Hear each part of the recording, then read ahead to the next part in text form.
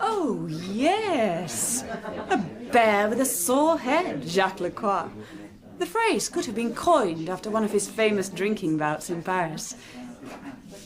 He came to Amiens to be Lieutenant General in the Police Judiciere, which is bad news for criminals and police alike, since he has a fearsome temper, unmatched even by those unfortunate bears baited on the Pont Neuf. Monet! Another Jeanette. Well, I don't take that much as a rule. But there's something to celebrate. The king has approved the Assembly's constitution. We didn't have to get rid of him after all. I must say, the salons in Amiens are much more genteel than the ones in Paris as a rule. I was saying... Oh, yes, my husband, well, he's fine, really. Though, I would say that, I suppose. A great big bear of a man. Just that sometimes he lacks something in the subtleties of expression. Monet, you dead rat guzzler, where are you?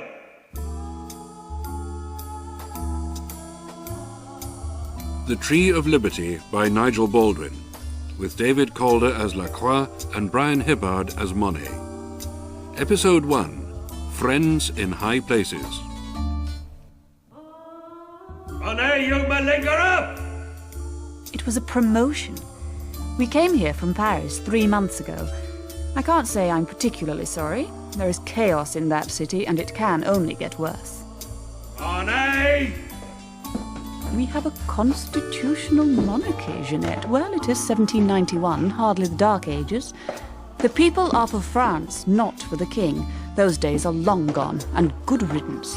Where are you, you fat pig? Basically, his job, my husband Jacques, is to investigate crimes and find criminals. You know, the perpetrators of foul deeds. You seen my sergeant? No, sir. Sorry, sir. He has a sergeant called Monet. Georges Monet. No love lost between my husband and this man. But as a new Lieutenant General in a provincial town, Monet is the best sergeant he could have. You skiving Monet! No one knows more about the streets of Amiens than Georges Monet. Hey! Good God. What the devil are you doing, man? Nothing, sir. Nothing? I find my sergeant in the latrine with his breeches round his ankles, kneeling over a bucket of water and holding half a lemon in his hand. Antiseptic, sir. Again? It's to prevent the pox, sir. I was with a woman last night. Oh, God. So wonder your wife doesn't catch something from you. My wife has no passion, sir. That's why I go elsewhere. No passion? She's 20 years younger than you, man. No passion for me. Not for some months. She's content to look after her husband. Oh. So where's the fire, then? What? Well, you've been screaming for me for 5 minutes. You've been screaming for me for 5 minutes, sir. You've been screaming for me for 5 minutes, sir. Then if you heard me, why didn't you bloody well come? Emergency medication, sir. We have a body. Alive or dead? If it was alive, it wouldn't concern us, would it? They found the poor girl's body in the Somme. 20 minutes outside Amiens, near the village of Grissol. Jeanette, it was the girl you fought with. At the salon of Madame Giraudoux, the one your husband goes to. Oh, what was her name? Simone Beauchamp. You know her? Her and her husband drink at my tavern. Not anymore, she doesn't. Lay her down on the bank here. You are? Jean Barret. Ocean Farm. Where is it? 5 minutes ride from you. What's left of it? Duval! Tell the surgeon we're ready for him. Jeanette, you did fight with her at the salon. You were just warming up when I went to listen to Monsieur Robespierre and Monsieur Dupont. I remember thinking, I don't want to be witnessing a domestic scuffle between jealous girls when 2 men with such sharp minds are in town. Age somewhere between 20 and 25. Dad, say, about 12 hours. Knife wound to the heart there, and a hole above the kidney there. Yeah. Murder. Well, you'd think so. Except there was this note secreted between her breasts.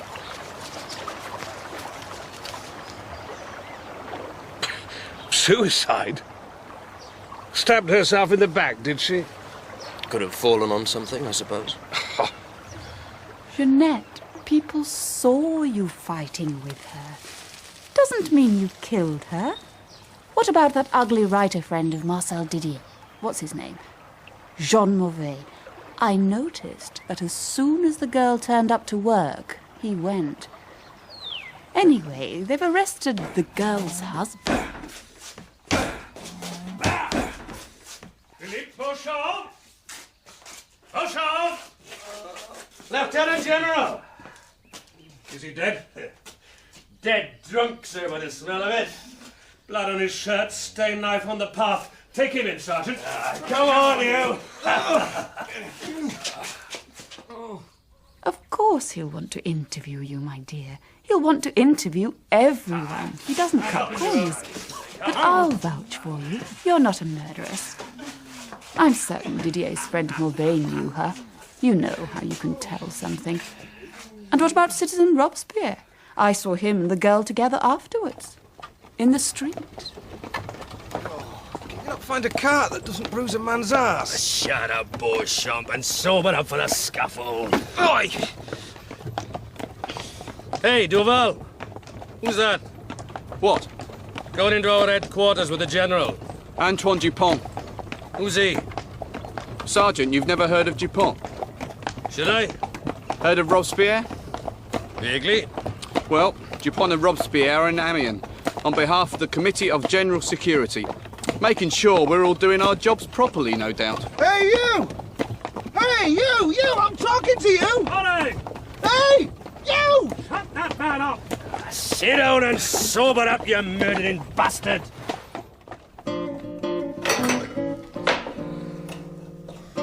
Suicide. That's right. I have a murder suspect, the husband. A suicide note on the body, you read it. I am sorry, I cannot go on like this. I am ashamed. Look after my child, Simone. You're the surgeon, I'm the policeman. Let me make the deductions. General Roland will settle for suicide as well. Oh, will he? And I think that will please citizens Dupont and Robespierre. Is there something going on that I don't know about? You're the policeman, Jacques. How would I know? Suicide. She drove a knife into her back above her own kidney, did she? There's the question of the suicide note. Wife of a peasant farmer who can write. Oh, come on.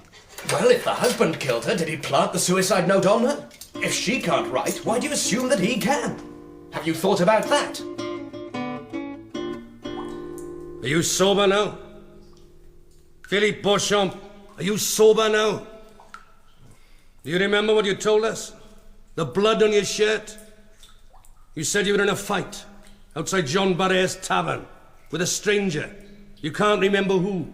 There were no witnesses. And you don't know why a blood-stained knife was found outside your cottage. This is your statement. Read it and sign it. You can't read. Duval, get someone to read him his statement and then get him to make his mark. Our job would be a lot easier if some of these peasants could learn to read. You, caught him in a bad mood. His wife's not sleeping with him. I know that man from somewhere. I know him. If I could only just... What man?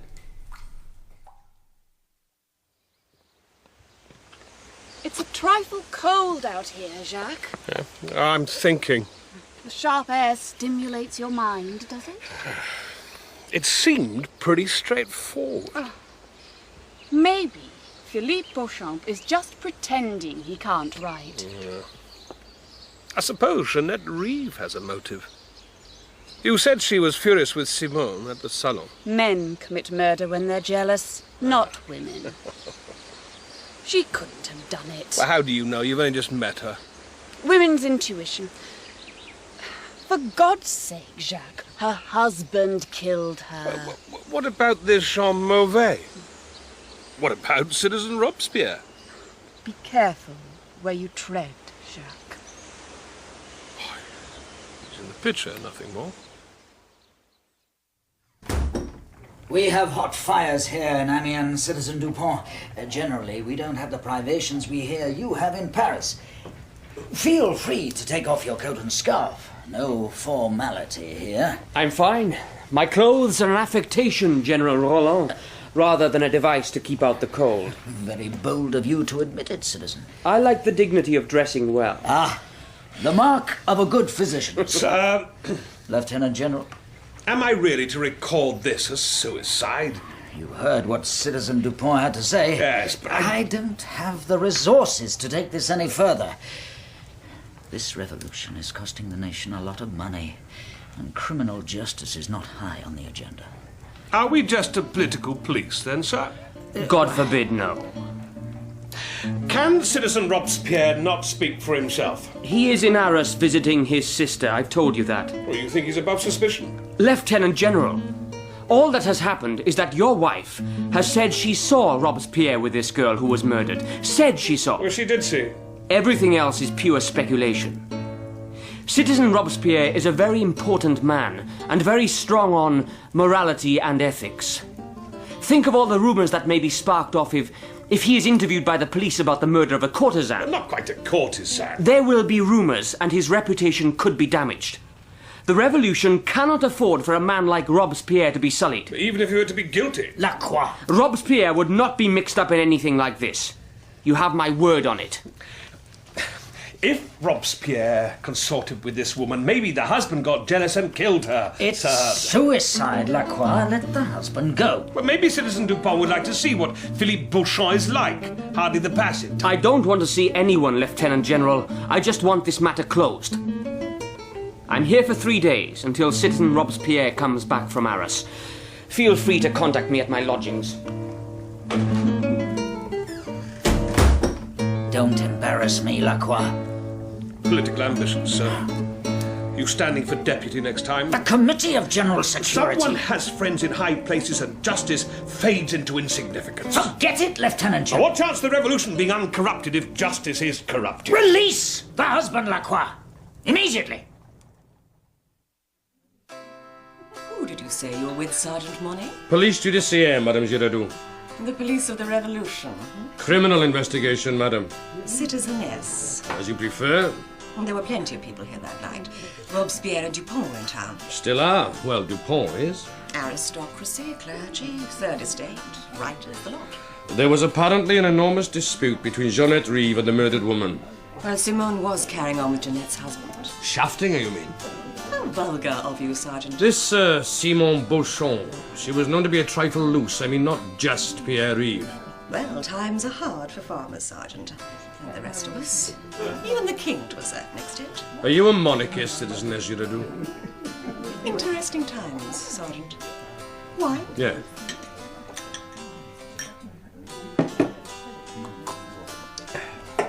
What do you know about Jeanette Rive?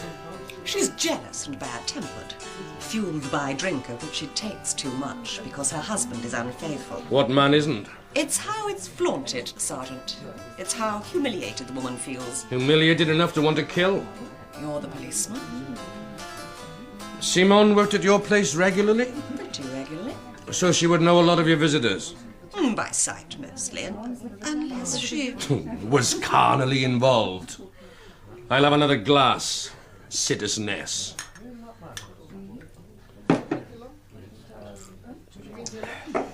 Not good for your salon, though, is it? Serving girl there being murdered, maybe by one of your visitors.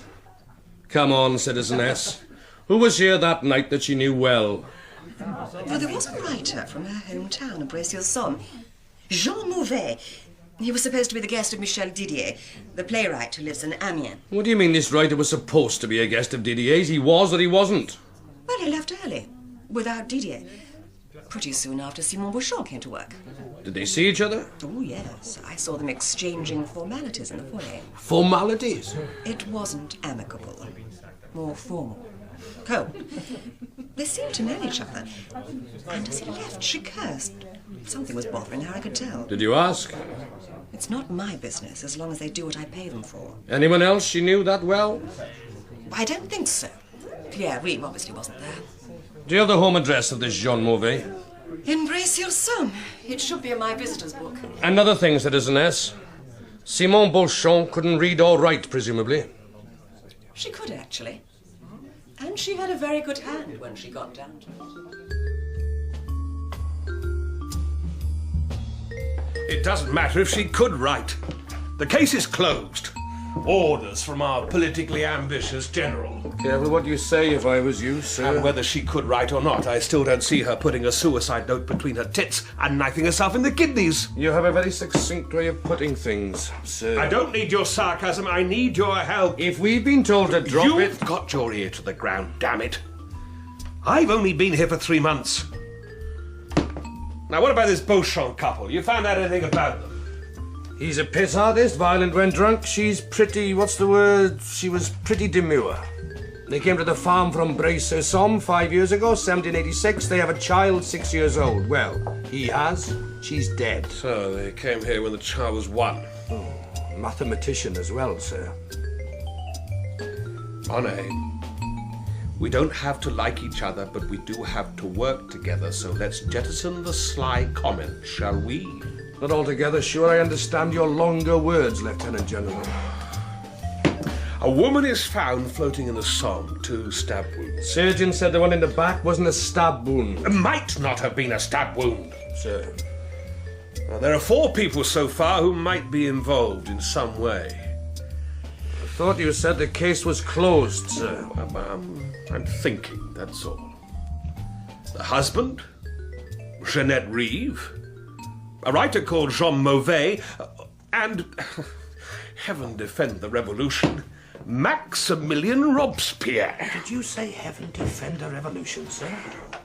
I didn't think you were that type of citizen. Oh, no, Monet. And what did you think I was, a monarchist? Difficult to say, sir. You often remarked on how the revolution has buggered up police work. The revolution is interfering with police work now. The Committee of General Security wants us to drop this case. Why? But is Robespierre involved? Is this a political killing? Was Robespierre mixed up with Beauchamp and her husband? Are you saying Robespierre's got something to cover up, sir? The girl woman was seen speaking to him. My wife saw them. If you don't mind me saying, I don't think it was wise for your missus to mention that she'd seen Robespierre with Beauchamp. Even if she did, I didn't think it was a good idea for you to bring it up in public, as it were. Why not? Enemy of the revolution? Oh, come on. I don't like you much, right? But a little word of advice. You and your missus, keep your head down in the near future. Like drop the case because General Roland says so. Drop the case means drop the case. You obey the revolution. Oh, I'll drop the case once I've got to see Jeanette Reeve. Sir!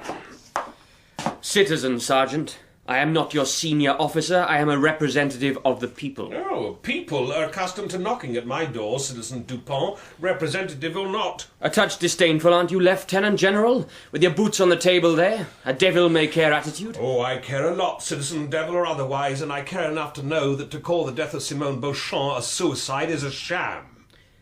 Understand politics, Lacroix, and you'll understand that for the good of the nation, some things should never come to light. Like the truth? People don't understand the truth. Only God understands that. Huh?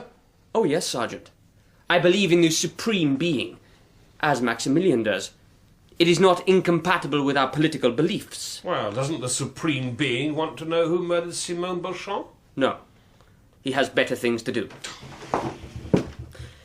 It's unfortunate, Jacques. Oh, Citizen Lacroix. Sir, what did I say? What did you say, Sergeant? Nothing. Jacques, it is unfortunate. And General Roland tells us how conscientious you are. No, don't patronize me, Citizen. It would be embarrassing for the committee.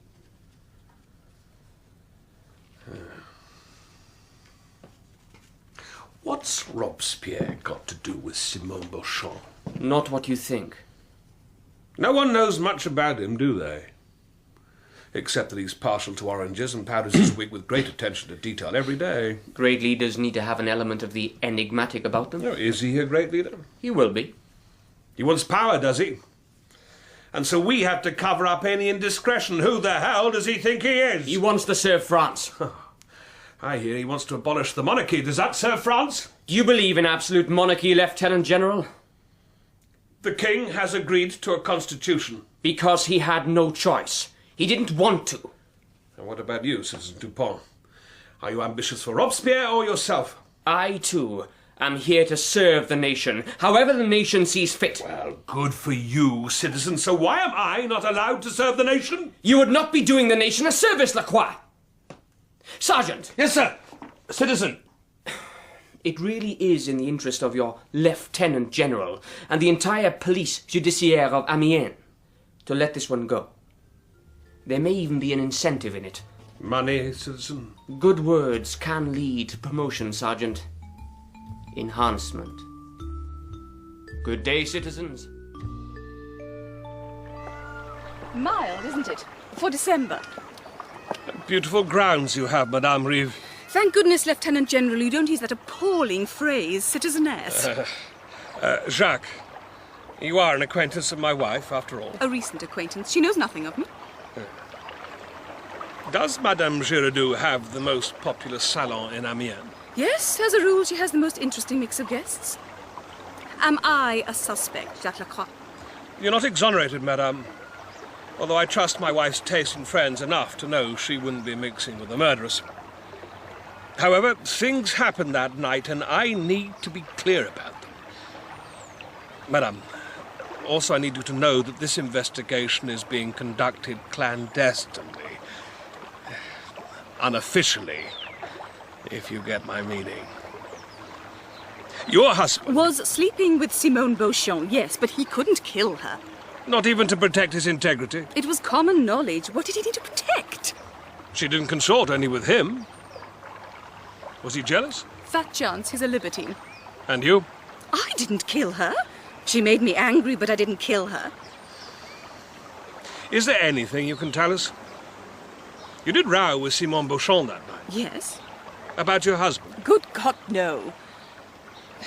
Well, in a roundabout way, yes. I wasn't angry because she was fornicating with my husband. I have a good life here, look. My husband is a justice of the peace. I used to get angry because they were so indiscreet. It was insulting. But somehow, it was even more insulting when she taunted me that night by saying she didn't need my husband anymore. You were angry about that? If my husband is undesired, what am I doing with him? Besides, he'd feel rejected and consequently bad-tempered, and that would seriously affect my equilibrium. Did he give her money? Yes. And she didn't need it or want it anymore? She said she'd seen the father of her child at the salon after over 5 years. Really? She said she was going to get money out of him one way or another, and that... Go on. She said my husband could go to hell. That she never enjoyed being with him, and that he was barely average in sexual matters. And that's what you argued about? Yes. Who was this man, the father of her child? I don't know. She said there was someone there from Bray-sur-Somme, her hometown. She said she was going to get money from him and then go back to Grisol where she lived and tell her husband she was leaving him. When I asked who it was, she said... Excuse the vulgarity. She said, "You'll see when I get the bastard to show his neck to the world." Oh. Bray-sur-Somme's half a day's ride, sir. I'll give you some exercise, you fat slug. And Grisola's on the way. I want to speak to Simone's husband again. If she told him she was leaving him, then he definitely has a motive. You said you were dropping the kiss once you'd spoken to Jeanette Rive. Our jobs are at risk. And anyway, what about Citizen Dupont's incentive? We're out of town. Dupont won't know what we're doing, which means you haven't lost your incentive, you greedy little man. Your possible enhancement. I don't like it. Tough. I told you, if you don't cooperate, I'll either have you dismissed or tell your wife you screw around. Or both. She wouldn't have any trouble finding another man, being that much younger than you. She's a good Catholic. So what? And you'd hate looking after you, wouldn't you? Abuse of office, sir. I know. Your name's Barret, right? You identified the woman's body? I did. And you knew the couple? I did. They were in here most days. They could afford it. The state of their farm, there's no crops. There was a private income there somewhere at the bee. Peasants on a private income, that's a contradiction in terms. If you've got a private income, you're not a peasant. I wouldn't say they were exactly from peasant stock. She had a good accent and could read and write. Taught him to write after a fashion. He could write, could he? He told me he couldn't, the drunken bastard. He was that, sir, a drunken Watson, yeah. Bastard! But if they weren't from peasant stock, what were they doing on a farm? Search me. Bought it 5 years ago when they came from Bray-sur-Somme. Always a bit secretive, that couple. You've been drinking, but I'm a taverner. Of course I've been drinking. Have some respect for the Lieutenant General, then. Shut up, Monet. For me, then. Give me another beer. Wait. Philippe Beauchamp was a drunk. Did he beat his wife? Probably. The night she was killed, he said he was in a fight. There was blood on his shirt. Did you see it, this fight? No. And there was a blood-stained knife outside his cottage, and he probably beat her, and they may have had private means, and she was screwing around, and drunks are always jealous. Let's go and get him. You're too late. What do you mean? He's gone. Gone where? Dunno. Just vanished. He's done a runner because he's guilty, sir. He wrote that note. Shame we can't arrest him. Still, General Roland will be pleased. He can have his suicide if he likes. Come on. I don't get it. Oh, stop whining. If Philippe Beauchamp's the culprit, what are we doing here in Bray-sur-Somme in the middle of the cowing night? Philippe Beauchamp comes from Bray-sur-Somme. You found that out. So there's a good chance he may have returned here. Besides, there's also the matter why Dupont wants to keep Robespierre out of it. And maybe this Jean Mauvais can shed some light. Yes. Ah. Jean Mauvais live here? He does. I'm Lieutenant General Lacroix of the Police Judiciere in Amiens. We'd like to speak to him.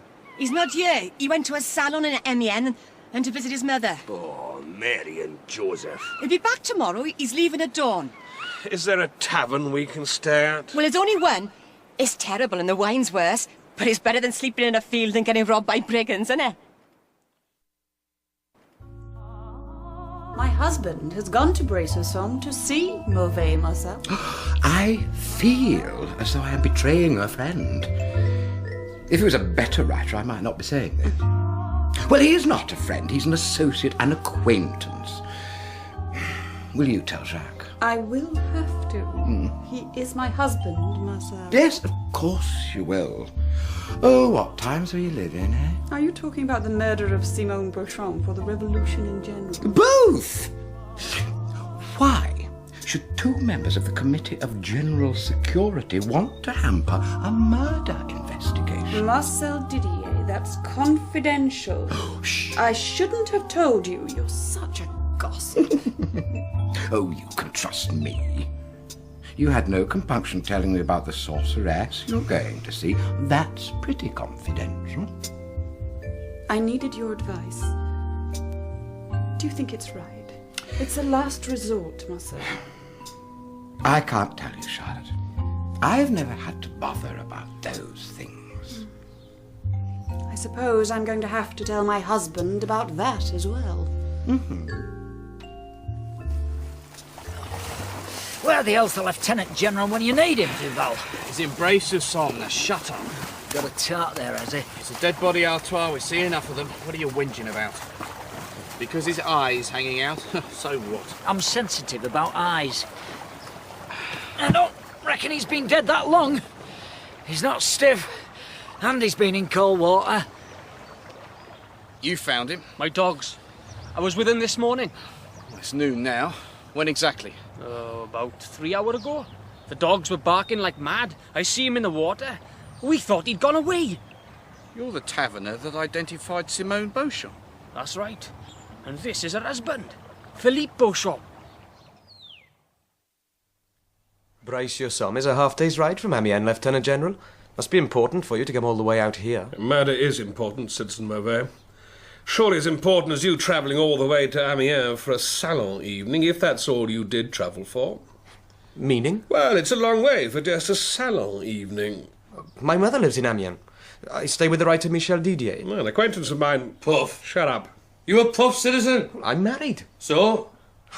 Well, Didier is just a friend. Well, hardly even that. We're writers, that's all. And he much more successful than you. Luck. You knew Simone Beauchamp, monsieur? Oh, she came from Bray-sur-Somme, yes. I hadn't seen her for 5 years, except once. When I went to the Giraudoux Salon with Didier, about 6 months ago. So you knew she worked there? Yes. You went to the salon because Robespierre was going to be there? Yes. A rare opportunity. But you left, didn't you, rather early? I had a fever. I felt pretty weak. I had 1 glass of wine, then left, just as Madame Beauchamp... Citizeness Beauchamp, just as she was coming into work. You knew her well? No, not really. Her father was the local printer. Well, what's a printer's daughter doing marrying a semi-illiterate farmer? Philippe Beauchamp wasn't a farmer. Until he left, he was coachman for Jean Chagall. Who's Chagall? A local landowner. And, by all accounts, the biggest salt smuggler in the district. But no one's ever been able to prove it. Police were after his son, André, but he just disappeared. André Chagall? Age? Mid-30s by now. Brilliant man. Was training in medicine. But I think he loved the danger of being on the wrong side of the law. Most people think he organised the salt smuggling. And this Philippe Beauchamp worked for the Chagall family? Yes. What was the printer's name, Simon's father? Delisle. A printer is a prestigious profession, so why does Simone Delisle marry a coachman? Well, the story goes that she was carrying Chagall's child. Which Chagall? The son, André. Why didn't she marry him? Chagall's a nobility, albeit venal. For André to marry her would be to marry beneath him. You mean she ran away in disgrace? Her father disowned her, yes. How do you know all this?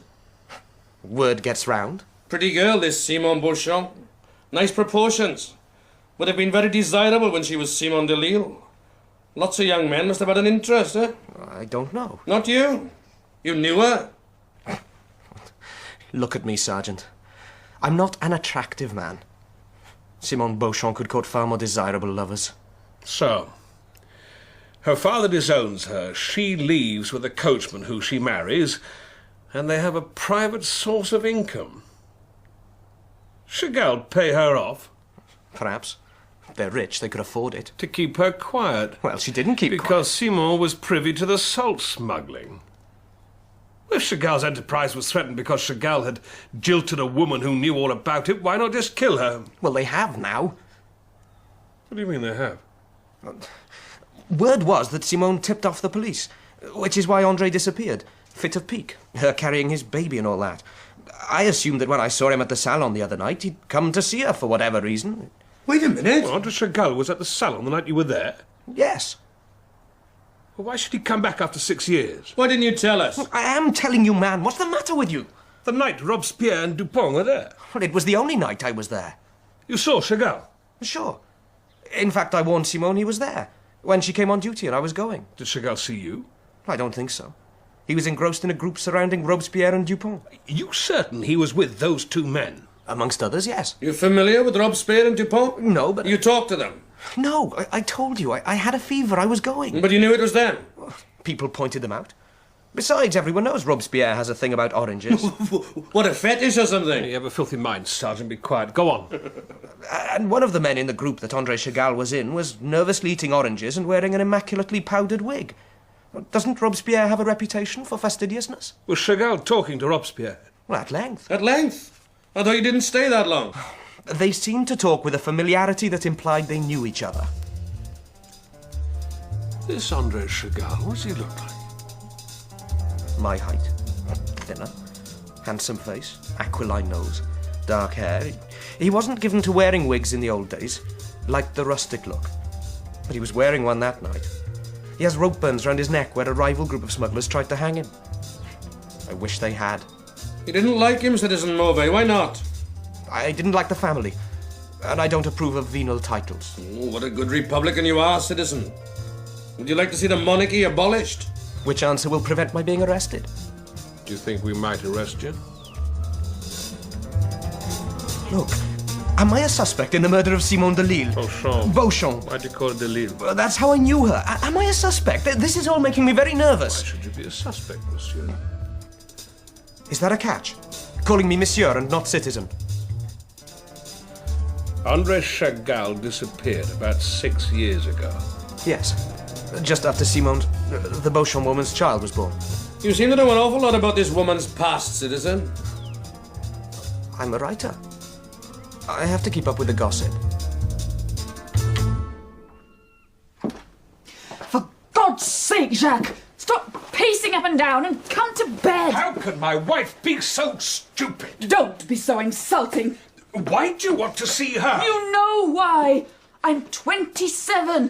What would you do? A physician not good enough for you now? She can help me. Us. You know what people think of sorcery, alchemy these days. I could lose my job for that. It's not you, it's me. I'm desperate and no one's going to find out. How did you find her? Someone at Madame Giraud's. Oh, if you ever went, you'd know that salons can be useful places of information. For women. We need to preserve our status quo in a man's world. A sorceress, for God's sake, Charlotte. Alchemist, herbalist, and healer, Jacques. And then you go and tell Marcel Didier, for heaven's sake. It'll be all over Amiens in 5 minutes. Not what I tell him. I'm his closest friend. Well, I don't trust him. Jacques, don't take it out on me because the main suspect in your investigation has been murdered. You've been told to drop it anyway. Drop the Simone Beauchamp investigation. Not her husband. As if they're not connected. What Didier told you about Mauvais and Simone Beauchamp? You think he's telling the truth? He's a friend. I don't see why he should make it up. Oh, ask him yourself. Oh, does Didier think Mauvais is a bitter man? He thinks he's a bloody awful writer. And I concur, actually. Well, maybe Didier is covering up something. Marcel, oh, don't be ridiculous. He's too nice a man. Listen. Mauvais comes from Bray-sur-Somme, Simone's hometown. Maybe he knows more than he cares to tell. Perhaps he's making it up about André Chagall being there. Why should he want to do that? To cover for himself. Mauvais said Chagall had rope burns around his neck. The night at the salon when Jeanette Rive asked Simone who the father of her child was, Simone said, "You'll see when I get the bastard to show his neck to the world." Therefore it's a fair assumption that Chagall was there, and we know Chagall is the father of her child. Unless Mauvais overheard this and made it up. Helps establish his innocence if he can implicate someone else. Mauvais had gone by then. He said. Anyway, why assume Chagall killed her? Look, Jacques. Both victims and Mauvais come from the same town and... And what? Mauvais was travelling back from Amiens yesterday, leaving at dawn. Philippe Beauchamp's body was found yesterday morning in the Somme at Grisol. Mauvais would have been travelling through Grisol on his way to Bray-sur-Somme about the time Beauchamp was killed. Why should Mauvais want to kill Philippe Beauchamp? I don't know, Jacques. I thought you got paid to find out those things. Sure. And how long do I have this position that pays me if you go and see this alchemist, this sorceress? Madeleine Boniface is a healer. She uses potions, strong potions. Many people go to see her, but no one knows who. I can go in secret too, Jacques. No one need ever find out. I've been in Arras visiting my sister, citizen. Lieutenant General. She's named Charlotte, like your wife. I certainly didn't leave Amiens in order to hamper your inquiries. We all know that, sir. Citizen. Shut up, Monet. Sir, Citizen Robespierre is a busy man. I have no special privileges, Sergeant. If the police wish to ask me questions, they may. Thank you, citizen. The night at the salon... May we have some more logs on the fire? I feel a slight chill. Monet. Yes, the night at Madame Giraudoux, was it? You left early? As early as I could without giving offence. I cannot abide salons. I cannot abide the prattling women who organise them. You accepted the invitation to attend?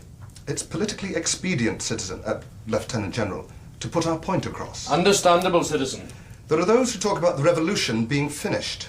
We don't think it's in the interests of France to accept a popular constitutional monarchy. Yeah. Monet. That's why I go to these salons. A young woman came after you that night. Yes, your wife saw this. Simone Beauchamp. She was subsequently found dead. Suicide, wasn't it? I haven't reached that conclusion yet. What did she say to you? Nothing. She came after you, but she said nothing. She called my name, but seemed tongue-tied when I turned to her. Then Citizen Dupont came out momentarily, and she left. Really? Yes. Saying nothing? No. Antoine Dupont, he's very protective of you, citizen.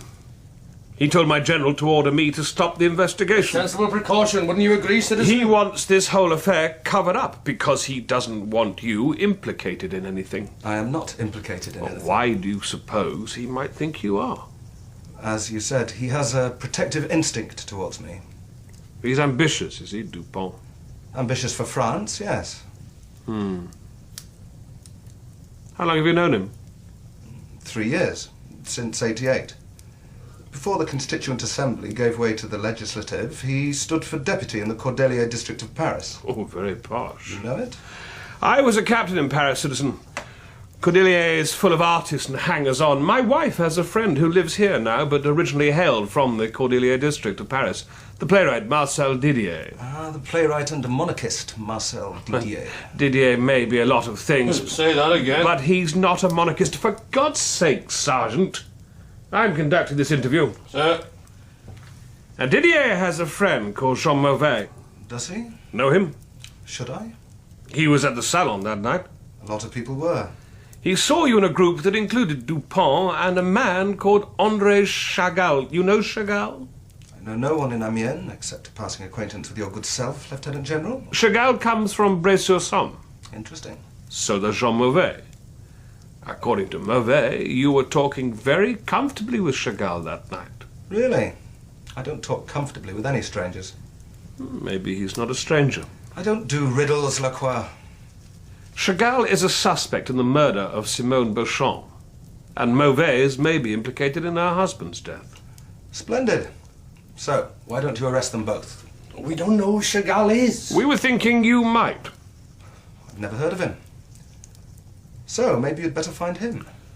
Well, the thing is, citizen, Mauvais said he saw Chagall talking to you. So consider this. Chagall is the father of Simone Beauchamp's child. Simone followed you out that night, and the next morning she's found dead. So from my perspective, citizen Robespierre, whatever my general or your friend Dupont say, you are very much implicated.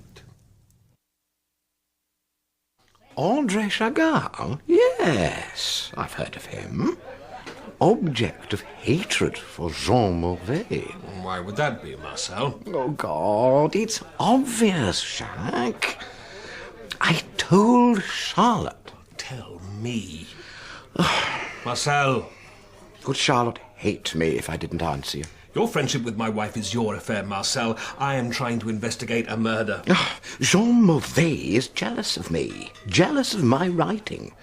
I have tried to befriend him, but to no avail. Did Mauvais stay with you the night Simone Beauchamp was at the salon? I don't know. He could have stayed at my house. He was invited. I was elsewhere. Simone was in love with Chagall, wasn't she?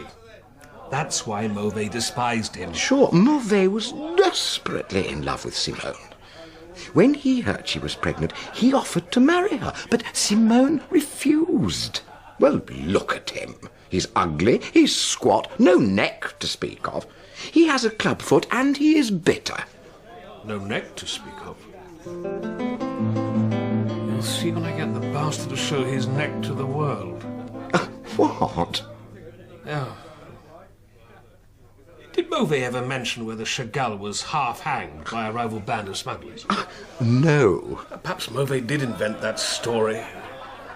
Comes to Amiens 6 months ago, chances across Simone Beauchamp working at the salon, where she taunts him, maybe. Her profession makes him despair. He comes back 6 months later to kill her. And kills the husband because she's told him that Mauvais is around and has made threats. Plausible, he is that bitter. But where does that leave Chagall?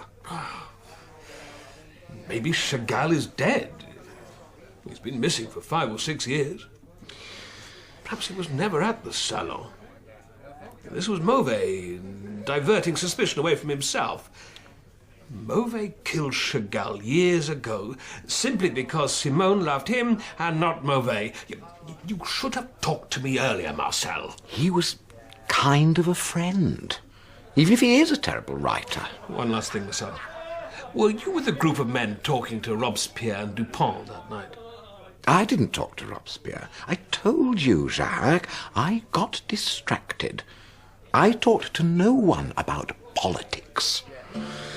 I'm not even sure I know what Robespierre and Dupont look like.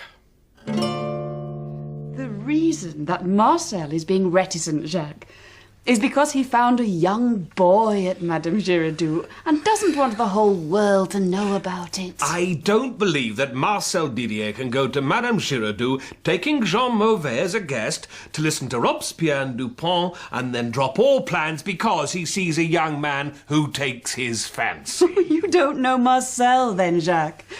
I saw him follow the boy around. He said he didn't even know what Robespierre and Dupont looked like. He doesn't.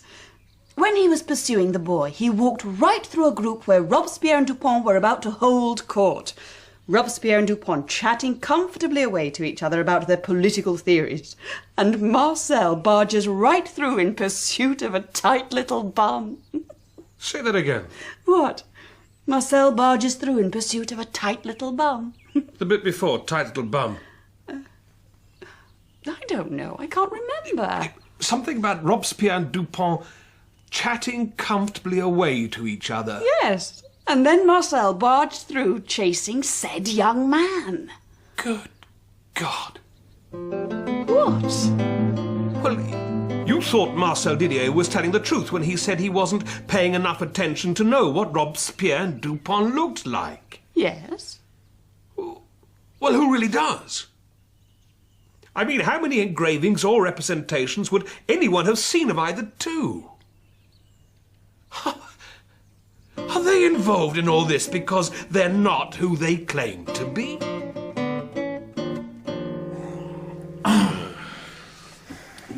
Are you satisfied, Lieutenant General Lacroix? Yes, sir. You thought these two members of the Committee for General Security were impostors. Precaution, sir. We never asked to see their papers.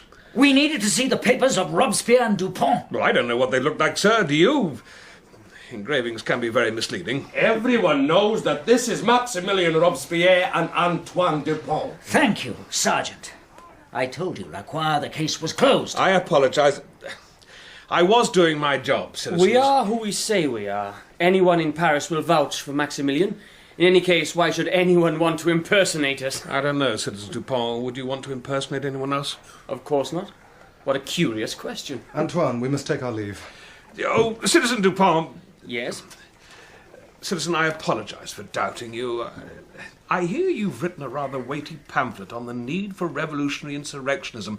I'd like to know its title and where to obtain it. Oh, of course, it's called... Write it down for me, will you, Sergeant? You know I don't write, sir. I forgot. It's all right, I can do it for you. Ah. This is the title, and that is the name of the printers. Yes, thank you. Well, General, we must go. Oh, certainly, citizen. The writing appears to be curiously similar. What? I'm sorry, I can't go on like this. I'm ashamed to look after my child, Simone. What are you saying? Citizen Robespierre, you said you never talked comfortably with any strangers. Yes. Yet Jean Mauvais swears that he saw you talking comfortably to one André Chagall. My wife used the same adverb, comfortably, when she talked about you and Citizen Dupont. You were with Dupont and Chagall at Madame Giraudoux that night. I know no André Chagall. You were comfortable with him because Antoine Dupont is André Chagall. What? What absurdity is this? I assume this is an understandable mistake, Lieutenant General. Citizen Dupont never takes his scarf off. Why is that affectation? Are you hiding something? How dare you! What? Well, rope burns. I understand André Chagall has similar marks on his neck. A rival group of salt smugglers try to hang him. What's going on, Lacroix? Explain yourself, please. It was unfortunate for Citizen Dupont that there were two people from Bray-sur-Somme at the salon of Madame Giraudoux that night. The serving girl, Simone Beauchamp, in fact, the mother of your child. That must have been quite a shock. But the writer, Jean Mauvais, was there also. You didn't see him, he left early with a fever, but he saw you. Or rather, he saw André Chagall talking comfortably with Citizen Robespierre. He saw Chagall because he didn't know you'd changed your identity. You'd left Precieux-Somme 5-6 years ago. You had a reputation for salt smuggling, although no one could ever find any proof. You go to Paris to start a new life, new identity, and suddenly you, a highly educated, aspiring physician, are caught up in the revolution and before long a leading light in the Constituent Assembly. Then one night you find yourself as a member of the Committee for General Security in Amiens, and at a certain salon you come face to face with a woman who knows who you really are, who could betray you, who could bring you down. This is speculation. 6 years ago, you paid her money to keep her quiet. Well, this time, if she exposed you, you'd have even more to lose, like your life. But what happened? She made threats, threatened to tell Citizen Robespierre who you were. Well, you called her bluff. That night she was seen running to Robespierre, but you came out before she said anything. Maybe she wasn't going to say anything. Maybe she ran to Robespierre to show you what she was capable of, that she would expose you if you didn't give her money. Is this true, citizen? It's all right, Antoine. You don't need to say anything yet. I am a lawyer, General. Understand? Unfortunately for Dupont Chagall, it doesn't matter, take your pick. Unfortunately for him, we arrest the husband, and as we bring him here, he sees Dupont going in the building with you, General. Now, the husband's a bit drunk. His memory's hazy. He hasn't seen this man for 6 years. And when he last saw him, he had the name of Chagall. He's confused, he's drunk, he's in shock. His wife has just been killed. Doesn't understand why you have a different name. Can't quite put it together. But you knew he saw you. And the longer he's in custody, the longer he has to work out where he knows you from. So you wanted him released as quickly as possible. And then you killed him. Excuse me, sir. What? I thought we had Jean Mauvais down for this. But Mauvais wasn't lying, Sergeant. André Chagall was at the salon of Madame Giraudoux that night. Huh? That's why Simone cursed. Not because Mauvais was there, but because Mauvais told her he had seen Chagall there. I think, General, we need to have a talk. One thing puzzles me. When you snubbed Simone Beauchamp when she was pregnant and she asked for money to keep quiet about the smuggling, why didn't you kill her then? Simple. My child needed a mother. Thank you. You didn't say that, Antoine. André. Antoine, I am your lawyer. Citizen Robespierre wishes to say something. Yes, General. You will find that Antoine Dupont is who he says he is. As for the theory that the scar on his neck was caused by an abortive hanging, let me put you straight. That happened in a riding accident, when the reins tightened around his throat as he fell. I know, I was there.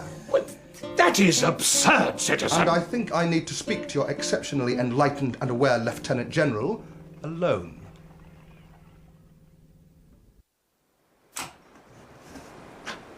Come in, Jacques. It's snowing. He has literally got away with murder. There's nothing you can do. These are the people who want to abolish the monarchy. Dupont, Chagall, he's a murderer. Why does Robespierre say you can't arrest Dupont? Because Robespierre and the revolution will be tainted by association. Dupont/Chagall is Robespierre's closest associate. Not a very good judge of character, is he, Maximilien Robespierre? Still, the best place to be if you want to break the law is in a position of political power, like on the Committee of General Security. Very cynical, Charlotte. What does General Roland say? Roland's politically ambitious. He's going to listen to Robespierre. If I say anything, I'll lose my job, and then, just maybe, my life. Then you must remain silent. My children will need a father.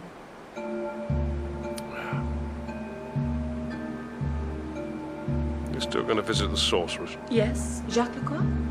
Yes, I am. Well, perhaps she can cast a few spells. See if she can bring justice back to France. In episode 1 of The Tree of Liberty, Lacroix was played by David Calder and Monet by Brian Hibbard. Charlotte was Catherine Pogson, Didier was Steve Hodson, General Roland was Christian Rodsker, and Dupont was Ian Rowlands. The surgeon was Matthew Morgan, Robespierre was Brendan Charlson, Madame Rive was Beth Ann Jones, Madame Girardou was Leslie Rooney, and Duval was Simon Ludders. Original music was composed by Paula Gardner and performed by Mark Edwards, Jeanette Masocki, Ron Parry, and Paula Gardner.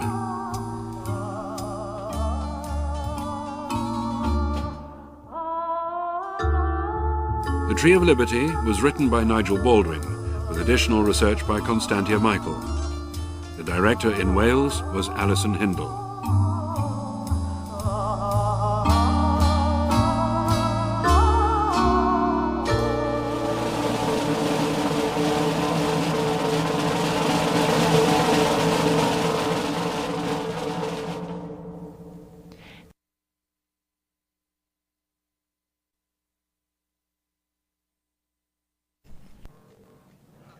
Monet, I have an early supper with Marcel Didier. I need a carriage to take me there. I would have thought the Lieutenant General would have enough authority to organise something like that for himself. They're all booked out, Monet, so I need you to pull some strings. Don't be so insolent. Duval will do it. Won't you, Duval, sir? I asked you, Sergeant. Oh, very nice, dining with the rich and famous. Jealousy does not become you, Monet. Didier has an English guest, an art dealer whose father had a close acquaintance with Thomas Gainsborough. I look forward to an evening of elegant conversation. An evening of art. Art makes you fart. Refinement is not your strong They suit, say is it? Didier has the women swooning at his feet, but he's not interested. Meaning? You're a policeman, sir. It's your job to make deductions. Monet, your innuendo irritates me. They say his interests lie in another gender. Don't they, Duval? Sarge. Who's they? Oh, I have my sources, sir. We wouldn't solve any crimes if I didn't. What Marcel Didier does with his tackle is no more your business than what you do with yours is his. Now get me a carriage.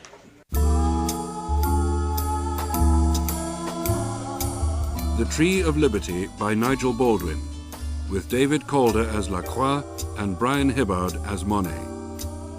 Episode 2, To Be a Pilgrim. I told you, Madeleine, go home. You've had too much. César. Look, I've seen... Look, César, there's a man outside in your back alley. Oh, don't tell me you made an indecent suggestion. Flat on his back. Nice for you. He's dead. I've had more drunks lying in my back alley sometimes than Louis Capet has concubines. I know you'll have a sense of the dramatic, Madeleine, but I'm busy. I'll tell you how dead he is, shall I? His throat's been cut from ear to ear and the face has been ripped from the head. Do what? He has no face. No nose, no eyes, no mouth. And to add insult to injury, they cut his right arm off. Is that dead enough for you, César? You got my message? Yes. I couldn't pick you up. My damn coachman gets the servant girl pregnant and they both run off to Paris. I don't know what to tell his wife. I wouldn't have thought Paris was the wisest place to go. Anyway, I am grateful for the ride. No problem. I'm sure the department can run to a carriage.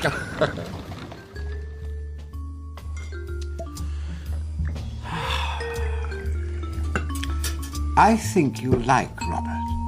His knowledge of art is boundless. He's seeing the sights. He'll be joining us before the hour. Well, I look forward to the conversation. You say you wanted to discuss some business? Yes. Do you know what? Not really. French okay? Passable. Did he meet Gainsborough before the artist died? Many times, I believe. Why is he in France at this time? He's travelling from Spain to Prussia.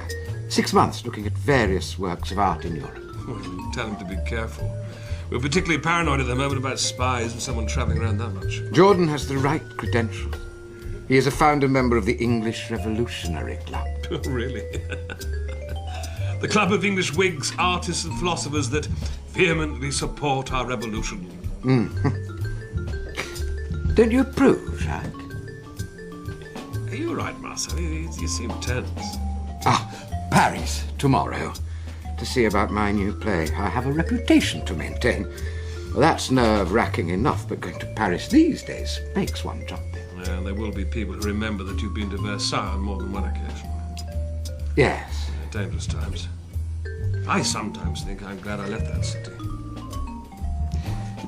Jacques, are you a counter-revolutionary? Jacques, Robert, my friend Robert Jordan, asked me to put something to you. Sorry. Sir, Lieutenant General. What's this? Duval? Lieutenant General Lacroix. Duval, what the hell do you want? Sir, beg pardon, sir. Message from Sergeant Monet. There's been a killing. A murder, sir. Rue Saint-Jean. Well, why isn't he dealing with it? Got carbunkers on his feet, is he? It's particularly gruesome, sir.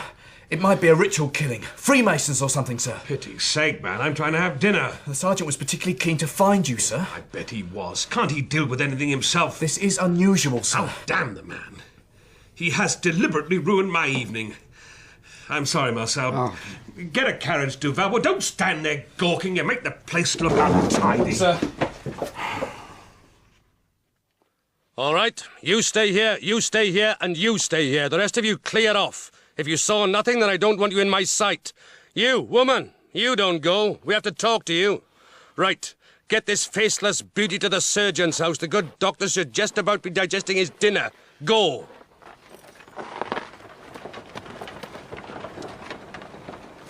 Keep an eye on her, son.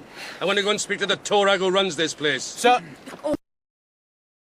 Know anything else? And tell her to keep her mouth shut unless she's spoken to. Sir. Right.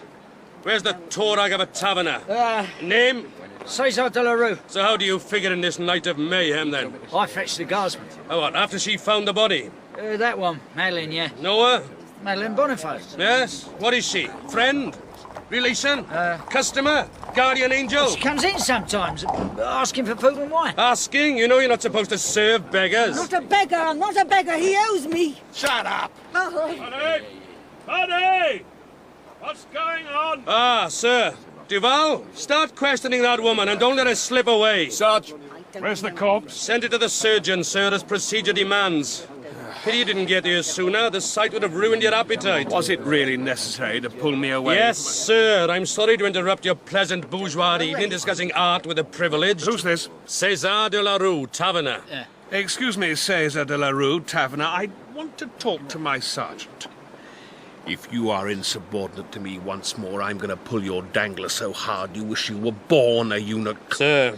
And if this is a deliberate ploy to ruin my evening, I shall have you demoted. It's not, sir. You should see the corpse, sir. So give me an account of your evening's entertainment from the beginning. This bloke de la Rue reported a death. Well, it looked like murder, you see. His face had been hacked off. Shut up. Hacked off? Well, not your fancy cosmetics, sir, no. I sent it to the surgeon's house, thought it might ruin his evening. Who's the woman with Duval? One Madeleine Boniface, allegedly found the body. De la Rue says she's a beggar, but she's probably catting as well. I know him. I know you. Know me, missus? You don't even know my dick.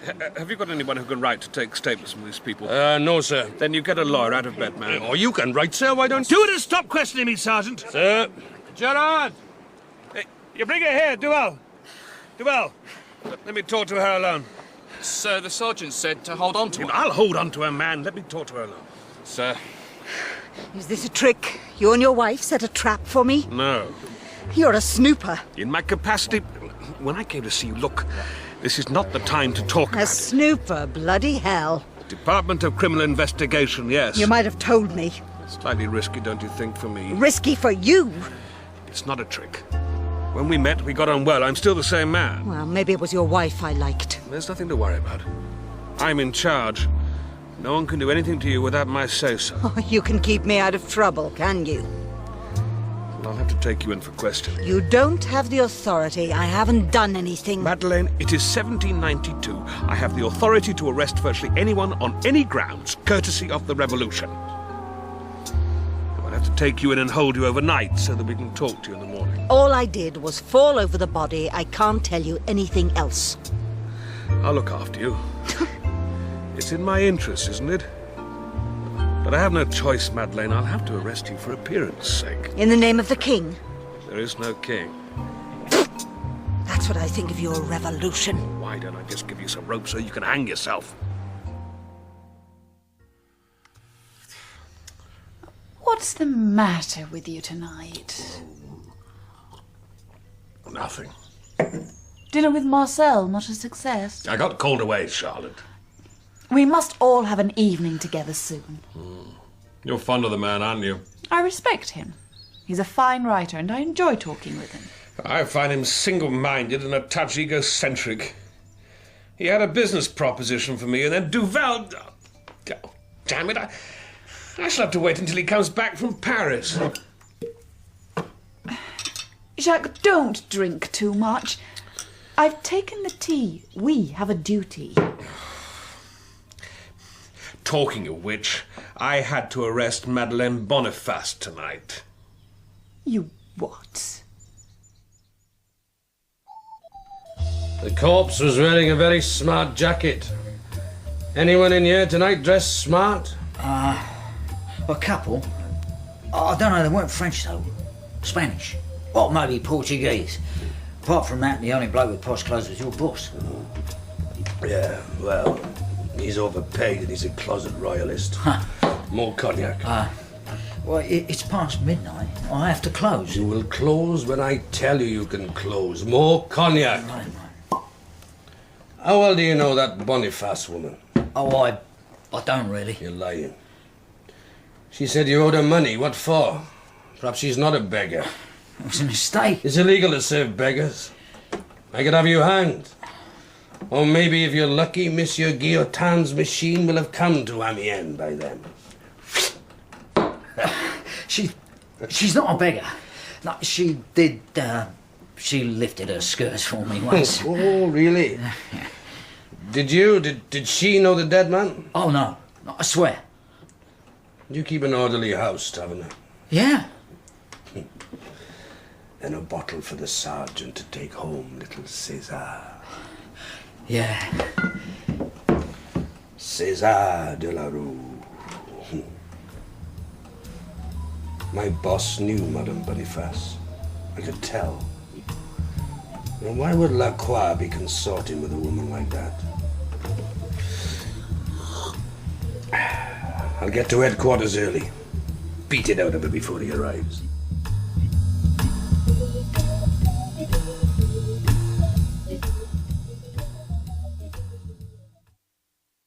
Stand still, woman! Oh, let me go! Hold on, Duval!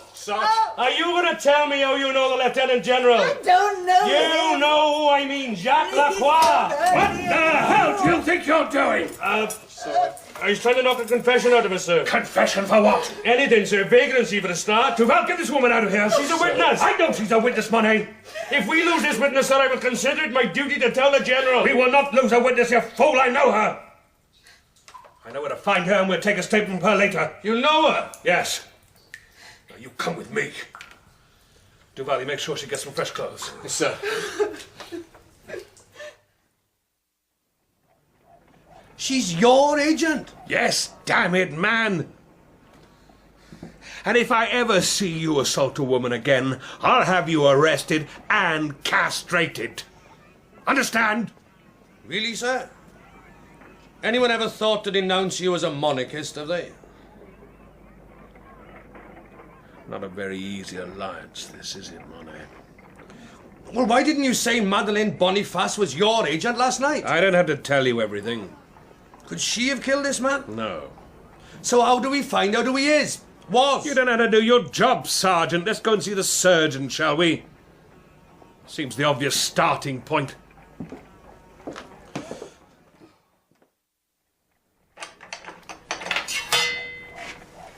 The body's starting to decompose. No. I'd like it out of here as soon as possible, if you don't mind. Right, Look. do you mind covering his face? He doesn't have a face. His head, then. Thank you. The Lieutenant General's a bit squeamish, Surgeon. He moved among sensitive souls in Paris. And the cause of death is obvious. It is? Throat cut, man.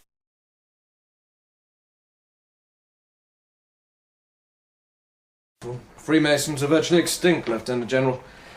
His right foot, 3 toes missing. But not from last night. That's an old wound. Note the tanning of the skin. Suggests he's been in the sun for a long time. Maybe a foreigner. Spanish. Tanned skin would suggest peasant stock, although his jacket was classy. And new. Paris tailors. Yeah. And here, look at the pockmarks all over the body. Scars from blisters reminiscent of the cowpox. Now our soldiers were coming back from the Spanish border with this. Another reason why he may be Spanish. Or a French soldier who spent too long in the sun. That jacket is nothing a soldier could afford. Well, maybe he had a rich home. Monet, shut it. Just thinking out loud, sir. And his skin is too brown for a senior officer, but he had money. Take a look at this. Silk handkerchief, so what? A green silk handkerchief. And with a particular scent.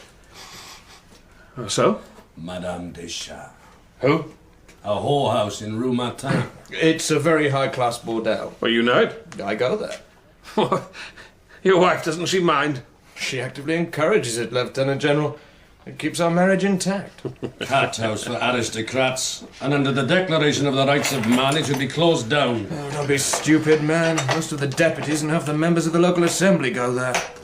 After 10 o'clock, the term revolutionary fervour takes on a whole new meaning. That's rubbish. I've seen them.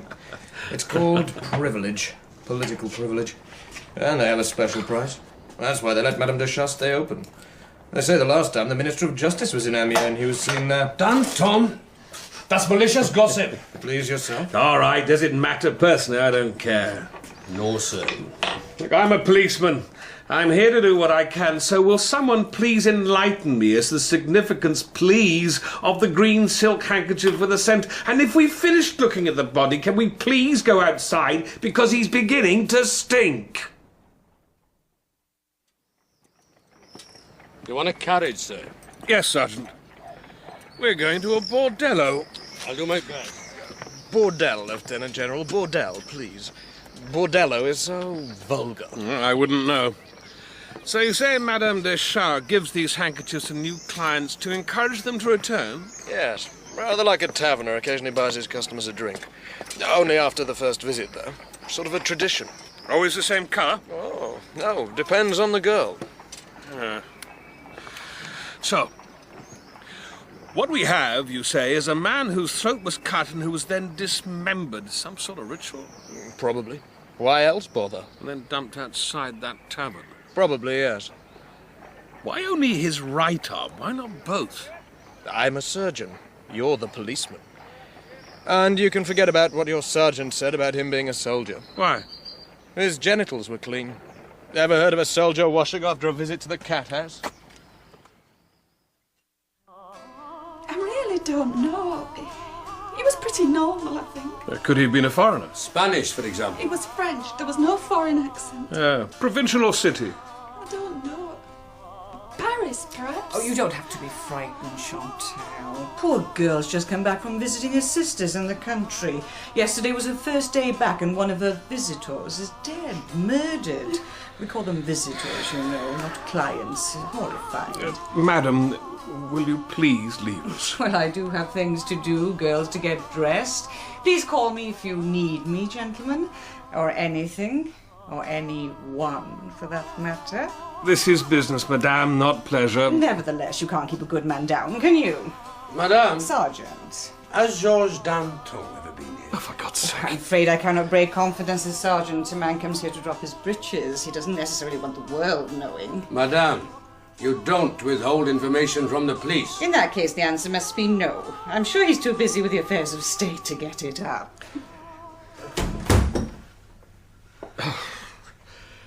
You have family in the country, Chantal? No. Your sisters? Oh, my sister's in the nunnery. I used to be a nun. Oh, I see. Rather a dramatic change of profession. The revolution hasn't been that kind to those of religious faith, sir. Even though some say they do it in the name of God. We lived in a state of constant anxiety. Yes, and the money's much better here as well. Except if it's the deputies or members of the assembly. They pay very little. Was there anything about this man's face that could help us identify him? He had no face.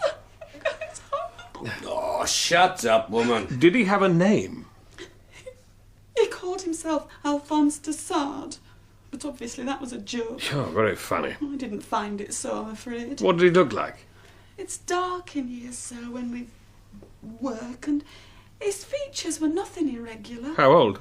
30, perhaps. I noticed these markings on his arm, though. Which arm?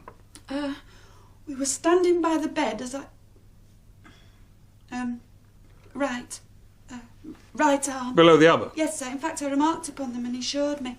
He said something about when he was in the army. All the officers in his regiment had them. And what were these markings?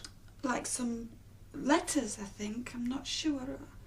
Or a couple of uncompleted triangles. You can read. I was a nun. It was letters. Or triangles. Could you draw them, girl? I'll try.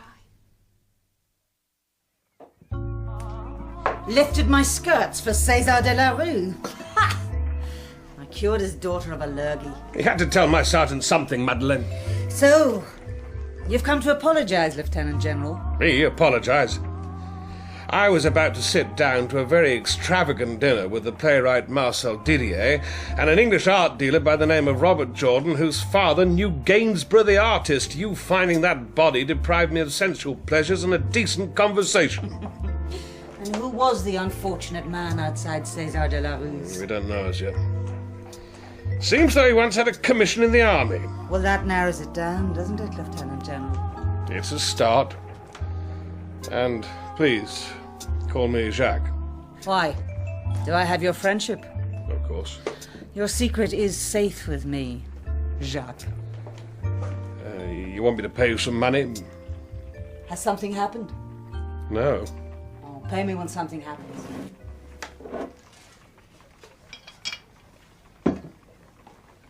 What are you going to do to your sergeant? What? For trying to beat me? Nothing. I see. He's a pig and a moron. He has the pox. It makes him particularly irritable. Oh, and that justifies it. Men. I would do magic on him. My vows prohibited.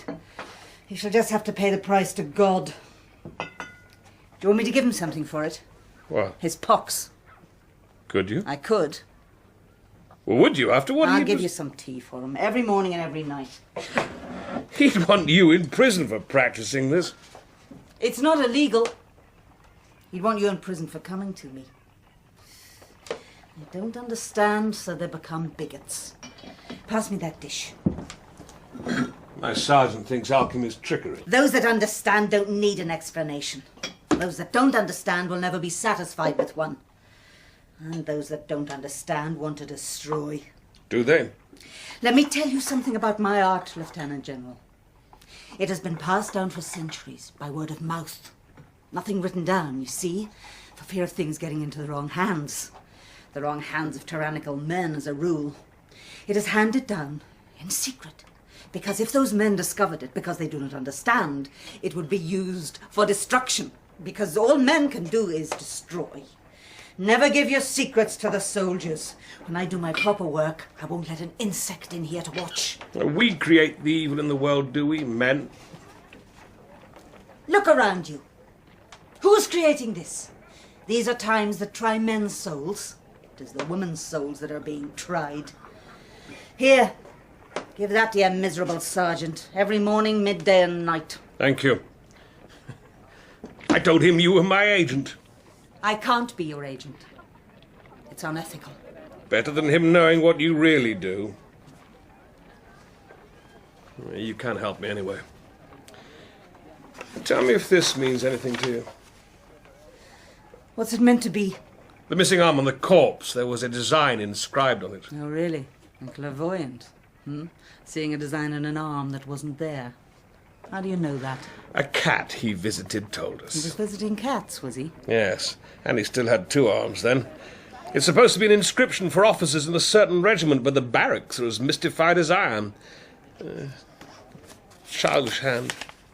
But you can see 4 symbols or letters. Why should I know what the army scribble on their skin? Because you constantly surprise me, Madeleine.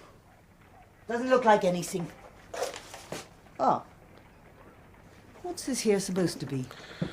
Well, an incomplete triangle, perhaps, or a letter. Girl said it was dark. Well, if it's a V, and that could be a Y. Oh, heavens, of course. YHVH. I suppose you could say he was in an army, but not the sort of army you mean. Go on. If this was on the man's arm, you might be in for an interesting time. Can you be a little less cryptic? YHVH, the Tetragrammaton. Well, that's made it crystal clear. The what? The Tetragrammaton. The unspoken name of God. YHVH. A European version of Hebrew lettering. Yahweh or Jehovah. What's in a name? Well, some believe that a secret name exists which contains the power to control the forces of the universe. Do you? The Tetragrammaton, the secret name of God, the name of that which cannot be named. If that was on the corpse's arm, then he was probably a pilgrim of Jerusalem. What? A pilgrim of Jerusalem. Who were they? Something like the Freemasons? Well, they're a secret society, but they're not the Freemasons. My surgeon says the Freemasons are a spent force. The man's a fool. The Freemasons will never die.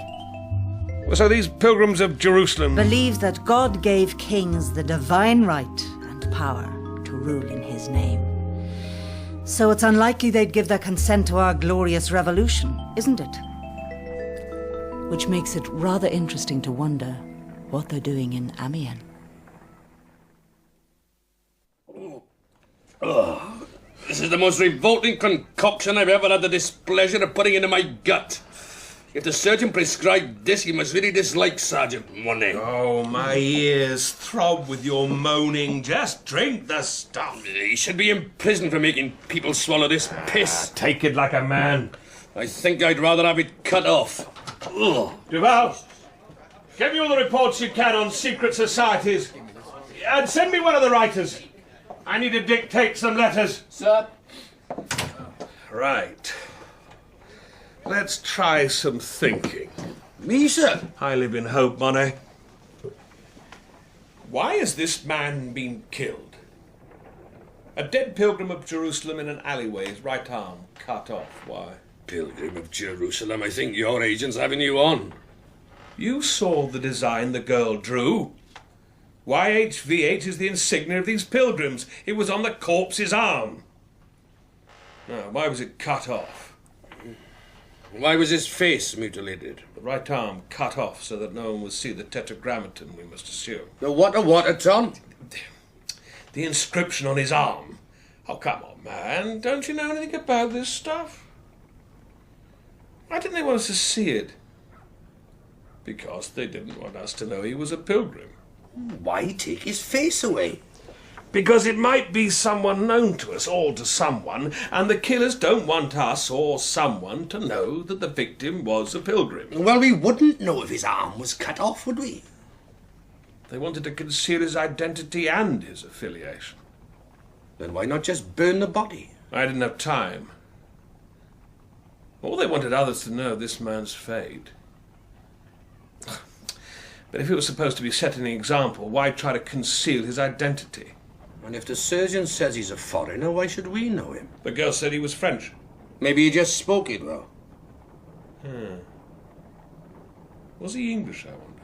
No. The English don't have the type of weather that makes the skin brown. Why English? I'm thinking. Hey, how can you tell you're making love to an English woman? Because she only moves if she gets the cramps. The playwright Didier, he had an English guest. Robert Jordan. He was supposed to be at that dinner. He hadn't turned up before I had to leave. He's been in Spain looking at art. Well, ask Didier. He's in Paris. The English don't sit in the sun. They're too damned frightened of anything pleasurable. Didier said Jordan is a founder member of the English Revolutionary Society. Well, that hardly tallies with a pilgrim of ours, your father, who believes... Surely. Get Duval to go back to Gachon's eating house. Ask the patron if a guest of Marcel Didier's turned up. after I left. He'll remember Didier is famous enough. Sir. What's more important than who, though, is why. Sir? Why is a pilgrim or pilgrims of Jerusalem in Amiens? Can't your newly acquired agent help you out there, sir? Finish the surgeon's tea, Sergeant. Stifling in here and it stinks out there. What a fetid day. Sir. You'd think everyone in Amiens was using the outside of our headquarters as a latrine. Get out of it! Vive la Révolution. But what about public health? I could do with some more men, sir. Monet and Duval. I don't have the resources. A third of my force are being taken for the army, so I have no more men. The dead man could be anybody. Yes, and it's your job to find out who, Lacroix. Spies and agitators, counter-revolutionaries in Amiens? Paris wouldn't be pleased, would they? The Ministry of Justice wouldn't be pleased. Danton wouldn't be pleased. Paris doesn't have to know. If I report to the local committee and they report to the deputies, then Paris will know. So this dead pilgrim, who's probably a foreigner, is not the Englishman Didier's friend. He turned up at the restaurant after I'd left. I had my men check. Didier tell him this? No, the patron, sir. Didier's still in Paris. Well, tell your friend, Citizen Didier, to watch his back. He was a guest at Versailles more than once. Well, he's a Republican, sir. You can see it in his work. And words have been spoken about you as well, Lacroix. I'm a policeman. I'm interested in justice. I don't care if it's revolutionary or regal justice. You know how you irritated Robespierre 6 months ago. Look at his power base now. Does it concern you, sir? My irritating Robespierre? I can do without your sarcasm. My job is just about impossible as it is. Look, it's chaos. The rules change every day. I don't know how much money the department has, so I can't spend it. I don't know what is correct politically and what is not. I have to tread on eggshells with the deputies in case I'm seen to be out of line.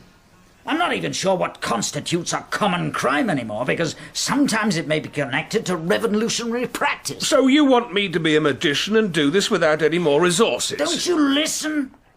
100 miles away, the King of Prussia, with the nodding approval of Austria, mounts an invasion. I'm losing a third of my young men to the army. I can't help you. Just get out there and identify this man before we're all out on our necks. Or worse. I called you here, Jacques LaCroix, because I have contacts and sources you could only wish to have. Meaning? Meaning I have some information.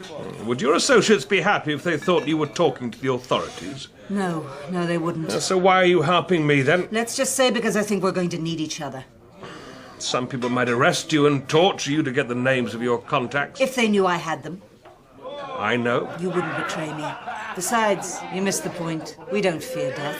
Death is a friend to us. Pain, Madeleine? Do you feel pain? So, what have you found out about these pilgrims of Jerusalem? Everybody's scared. Everybody's frightened, aren't they? Madeleine. We should not be afraid of life, but everybody is. I don't want your philosophy. I want your information. You bad-tempered, bull-headed man. It's a pity your wife didn't warn me about your disposition. You know that? I might have thought twice about dealing with you. Well, we've made no progress on that front either. Give it time. What's the matter with this society today? Everything has to be instant. Everything in the raging mind. Jumping from one concern to another, one desire to another. Got that? Now must have that. Got that? Now what's next? No stillness anymore to allow the spirit through. That's reactionary talk. Really? Does man not have a soul? Give me some more wine. Tell me, can you practice your magic? It's an art. Can you practice your art when you've been drinking? In a word, no. Have you got any information, or is this just a ruse to get a drink from me? The Empress will take tea when she is ready, not when the servants think she should. The pilgrims of Jerusalem claim to know the blood lineage that extends all the way back to Jehoshua ben Miriam. Who's he when he's out of the tavern? You may know him as Jesus the Christ. He became that when the Greeks translated the Bible from the Hebrew. The pilgrims know the descendants of the Nazarene. They claim to. Like the Knights Templar and the Freemasons, they hold that God's will supersedes man's. The pilgrims consort with the kings and queens of Europe and vice versa. Monarchies afford them privilege and secrecy. For two reasons. They believe in the divine right of kings, as they would. And when the Christ comes again, or his descendants, then they want to be first in the queue. Now, to operate in comfort, the pilgrims need aristocrats, not revolutionaries spouting the Declaration of the Rights of Man, which probably explains why they are scouring Europe this very summer, raising money for armies in Spain, Prussia, and Austria to invade France, overthrow the revolution, and restore the monarchy before the king and queen are executed. Are you serious? No, I'm joking. Execute them and never kill the king. They will have to. And then will follow a reign of terror whose cruelty will sicken the whole of Europe. Really, Madeleine, you believe it? It is written. Who by? Nostradamus! Nostradamus was a crank. Not him. In the numbers. What? Omnia in numeris cita sunt. Everything lies veiled in numbers. Please. Cagliostro, now imprisoned in Paris, even he, a man and an appalling show-off, even he has analysed the numbers, the names, the heavens. King Louis Capet will lose his head before his 39th year. That is this year, and his wife not long after. Nothing is written. There is no destiny through numbers. In the heavens, then, and in the hand. As above, so below. The king is finished, and what's more, the revolution will fail. Well, if the king is finished, the pilgrims of Jerusalem will have failed. You can restore a monarchy without restoring a king. Damn it. Yes. I keep on thinking of this Englishman, Jordan. Marcel Didier's friend. Jordan had been to Spain. His skin could have been brown. He was going to Prussia and Austria, all the places where you say the pilgrims are raising armies. But he arrived at the eating house after I had left. Oh. Anyway, he's English. The girl at Madame de Chartres said her man was French. Robert Jordan would have spoken perfect French. What? His mother was French. A handmaiden at the Palace of Versailles, of all places. She married one of the English aristocracy, Lord Baverstock, and settled in London. How would you know this? You mentioned you were supposed to have dinner with him. When you came to my workplace, I thought a few inquiries might be worthwhile. How was Paris? Oh, it was fine. Look, Jacques, I swear, I knew nothing of this. Where do you know him from? We met in Paris, 1785. We had a mutual interest in art. After 89, he and some friends founded the English Revolutionary Club. He wouldn't be a pilgrim of Jerusalem or whatever they're called. His mother attended at the palace. His father was an English aristocrat. Don't you think you would have some sympathies in that direction? Well, he told me his father was a clergyman. A nice garden, Marcel. Pretty fountain, though a bit ostentatious for a republic. Jacques, Robert Jordan was as ardent a revolutionary as it would be possible to find. Maybe he was infiltrating this organization or something. Well, I've considered that and rejected it. Yes.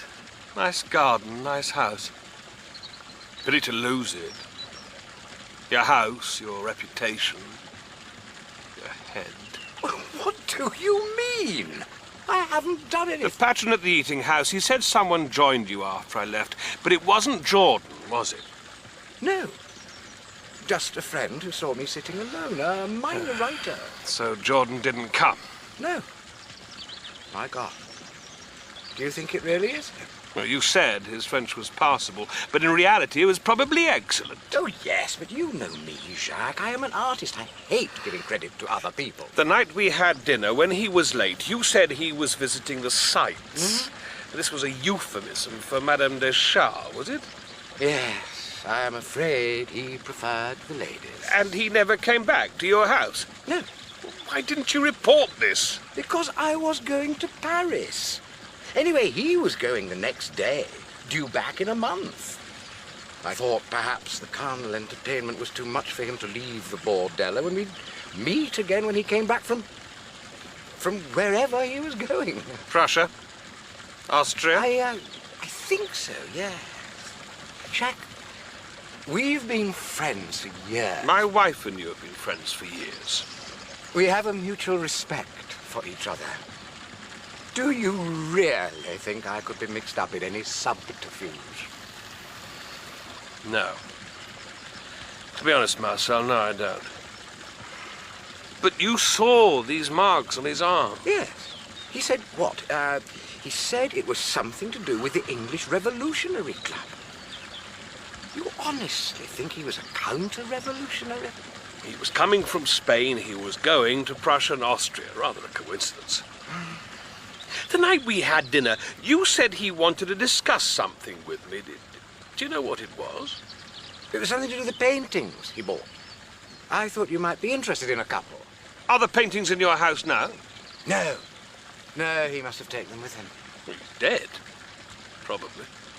Well, I'm sure I don't know then. I don't... Could the paintings be a reason why he was killed? Do you happen to know if he had 3 toes missing on his right foot? I didn't see. He wasn't one of your consuls. He was strictly for the women. But he did have a slight limp. In fact, I think he might have mentioned it. Oh. Well, that's that then. Did you kill him, Marcel? Oh, Jacques, you know... Look, the body was found when I was having dinner with you. Well, that could be a very clever alibi.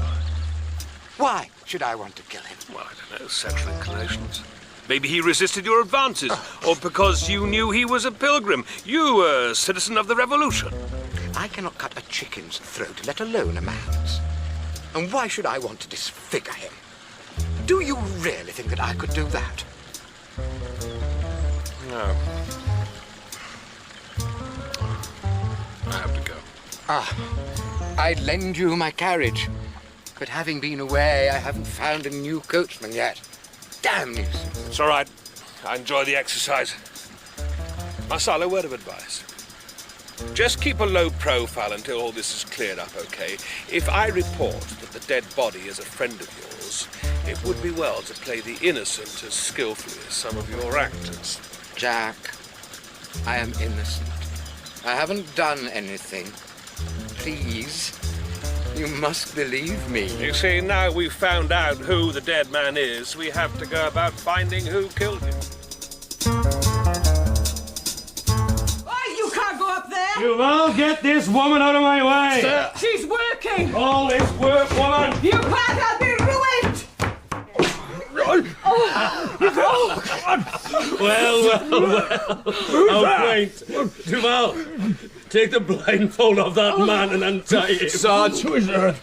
Stand still, girl. You don't put your clothes on until I tell you can. Sergeant? Deputy Gerard. I didn't recognize you, citizen, without your fine clothes. How dare you! Oh, it's all right, Deputy. We all have our different tastes. We all verge slightly off what is considered normal. Your licentious activities will remain in my confidence. People who don't understand, the sans-culotte, for instance, the people who you represent, hardly be delighted, would they? I think if you go quietly, no more need be said. This is outrageous! I'm so sorry, Deputy. I couldn't stop them. Get that woman out of here. Get them both out of here. If you wouldn't mind. And don't be so polite, Duval. You're not a bloody politician.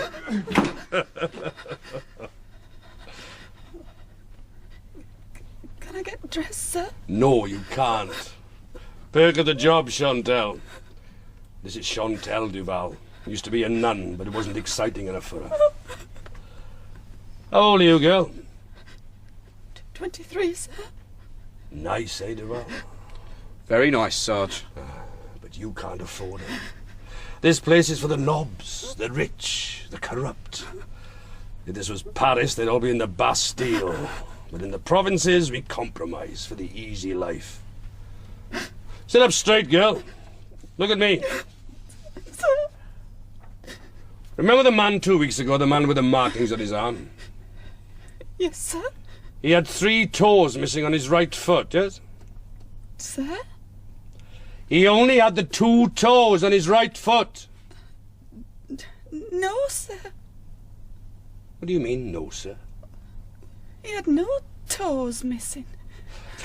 The bloke who called himself Alphonse de Sade, he had a lack of toes. No, sir. Are you sure? You said it was dark, like it is now. Yes, sir, but I would have noticed something like that. Is the pox going to your head? You raging around like a demented bull, without my orders. Actually, the pox is subsiding, sir. The surgeon's tea seems to be very beneficial. Yeah, and you, Duval. I could send you off to the army for this. Yes, sir. He was under my orders, sir. Are you saying the corpse was not the man who visited the bordello?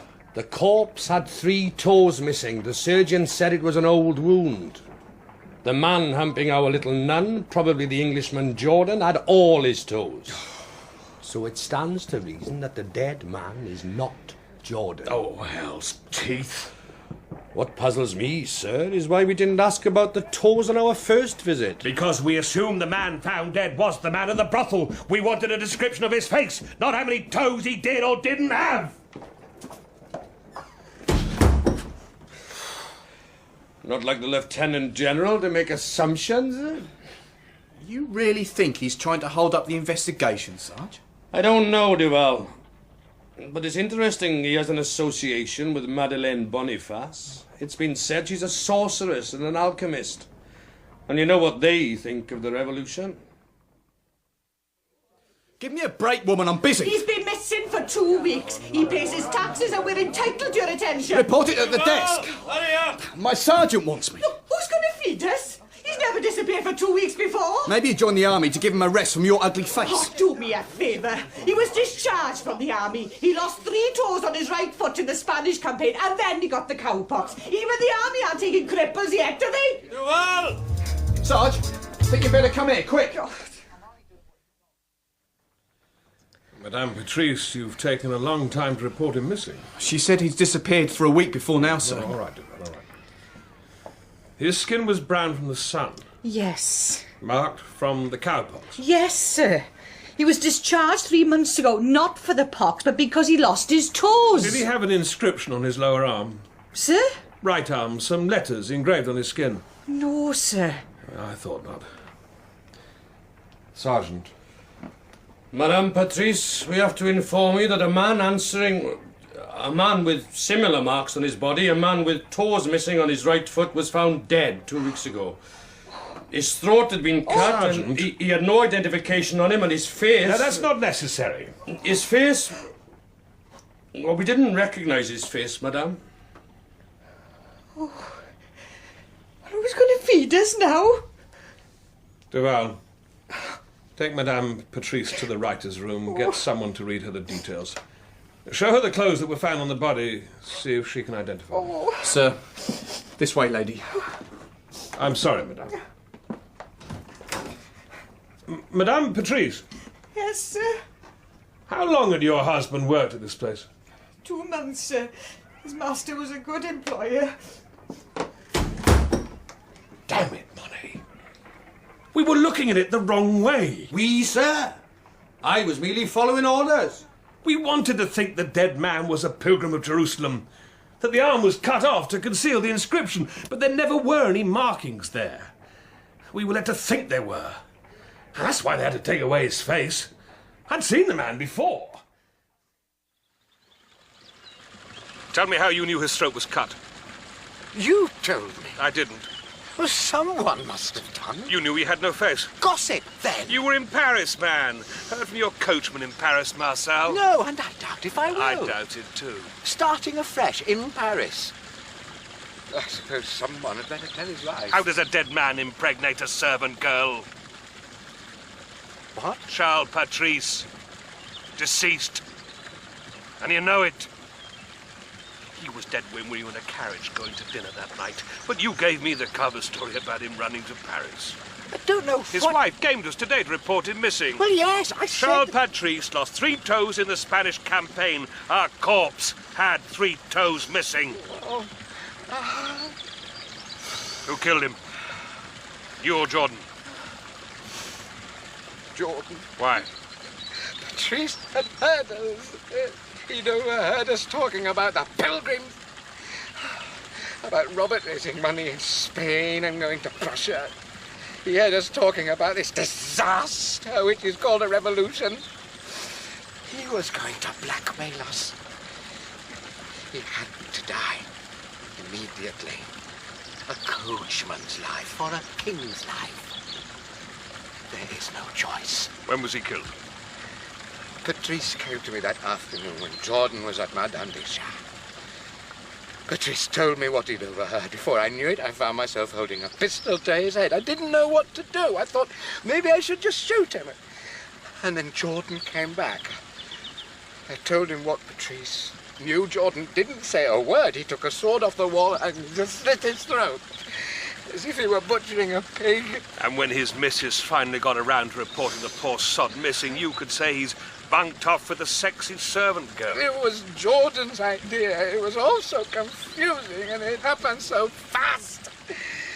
You watched Patrice die? Yes. I didn't think you had it in you, Marcel. The times have changed us, Jacques. So you're one of these pilgrims? Just a sympathizer. Absurd markings on your arm. No, and there is nothing absurd about it. Perhaps you don't realize how powerful these people are and how committed. The network reaches beyond Europe. They can bring down governments. Rubbish. The will of the people will always... And they are talking about the will of God. Don't you understand it? Oh, you know I misjudged you. I thought... What?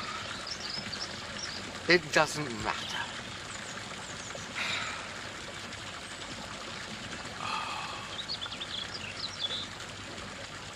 You asked me to dinner that night.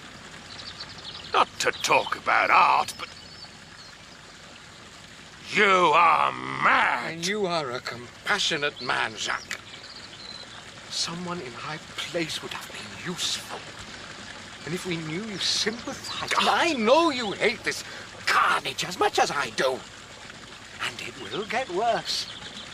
What if they kill the king? You are mad to think I would have anything to do with such an organization. For pity's sake. Yes.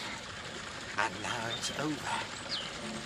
This revolution is diminishing our spirit. I don't care for it anymore. Where is Jordan now? Austria. Asking the Emperor Francis to invade? Yes. For the sake of Charlotte and your friendship with her, I'm giving you a choice. It will be embarrassing for her to have been associated with you. Embarrassing for me, for that matter. If the people find out you are a traitor to the revolution. Tomorrow night I shall come to arrest you.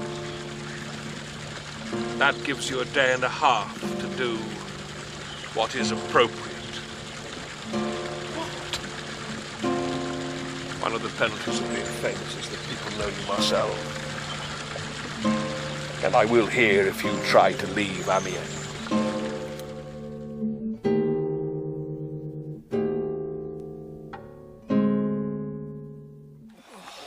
Bugger this. Last time I had to get a body out of water, it was raining, and today must be the coldest day of summer. How long do you reckon he's been in here, Sarge? I don't know. Ask the surgeon when he gets here. Skin's a bit wrinkly, though. This poor stiff's a friend of the Englishman and the boss. He's a friggin' playwright. Was a friggin' playwright. Can someone help us drag this bastard out? You're not paid to watch, you know. Can't get him anymore, can you? Right, you. Take charge of this man. Can you just pull him out? Sarge. Me and Duval want to get dry. What are you saying, Sarge? I am saying, Duval, that he plays his cards close to his chest. He knew this, did he, eh? Who knew the Englishman?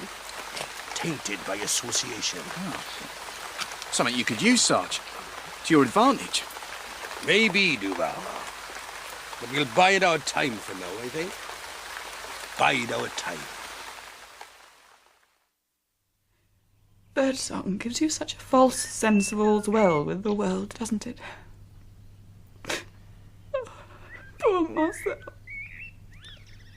The surgeon said he was probably drunk. Because you told him his friend was a traitor. Maybe. Marcel was always naive. But he was a patriot. A Republican. Yes. Yes, I guess he was. Of a kind. Still, your general is happy. Because the Ministry of Justice is happy. Committee of General Security is happy. Every bloody committee is happy because the corpse wasn't a pilgrim of Jerusalem and France isn't, so far as we know, overrun with them. Still, maybe their happiness will turn to tears if Austria joins Prussia. The murderer has gone free. That would offend your sense of justice. My sense of justice has been offended for the last 2 weeks. Careful, Charlotte. We have a duty to perform tonight. I'm bleeding, Jacques.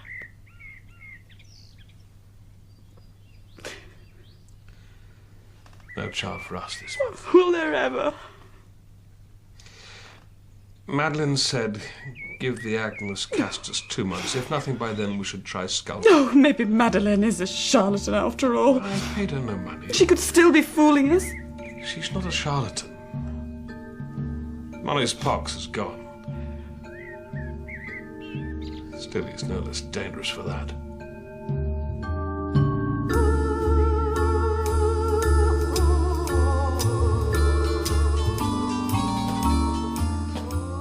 In episode 2 of The Tree of Liberty, Lacroix was played by David Calder and Monet by Brian Hibbard.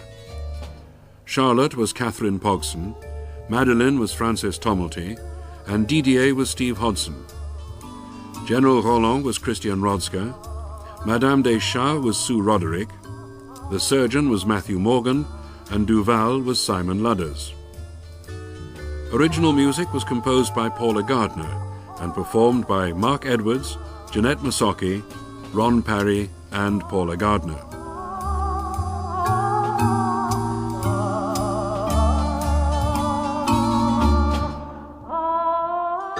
The Tree of Liberty was written by Nigel Baldwin, with additional research by Constantia Michael. The director in Wales was Alison Hindle.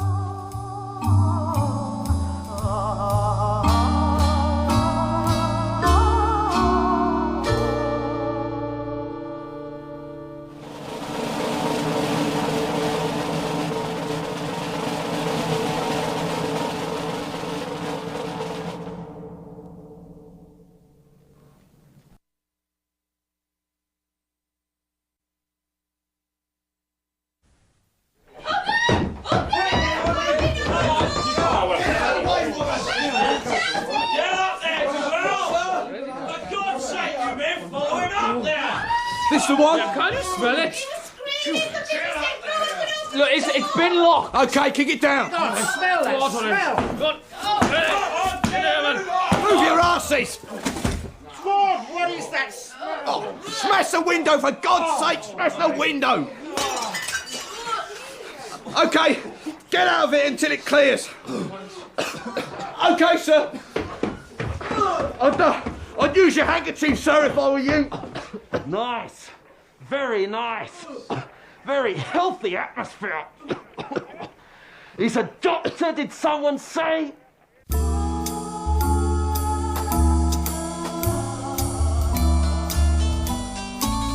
The Tree of Liberty by Nigel Baldwin, with David Calder as Lacroix and Brian Hibbard as Monet. Episode 3, Health of a Nation.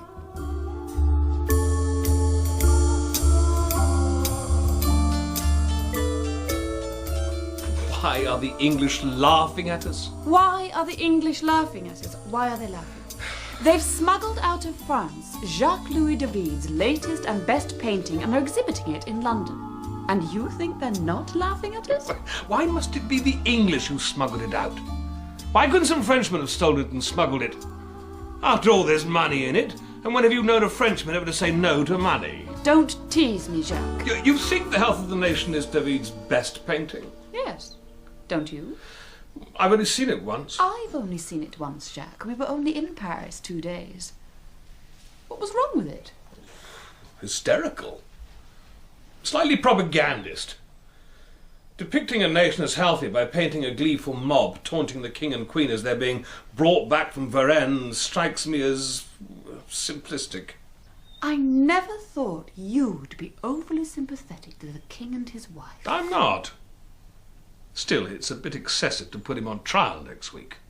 Do you not support the revolution anymore, Jacques? I don't like excess, Charlotte, and I don't like political bullies.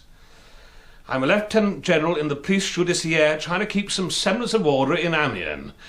If I'd been allowed to arrest Robespierre's cohort Dupont last December for murder, where would Robespierre be now, eh? That's why I grunt when you say what's wrong with political ambition. Yes? Guardsman Duval to see you, monsieur. Oh, send him in. Duval on a Sunday, that's always going to be bad news. Your attitude could be considered counter-revolutionary, Jacques. I'm not a monarchist. If people like Robespierre knew where your sympathies lay, then that whole... Robespierre knows where my sympathies lie. Oh, Duval, not at church. On duty, sir. Oh. Dead body, sir. Rue Martin. Well, hardly unusual these days, Duval. Well, it's not a riot or anything, sir. A doctor seems to have been gassed. Gassed? Suicide? Murder, probably, sir. Witnesses said he was screaming to get out. Where's Sergeant Monet? Drunk, sir.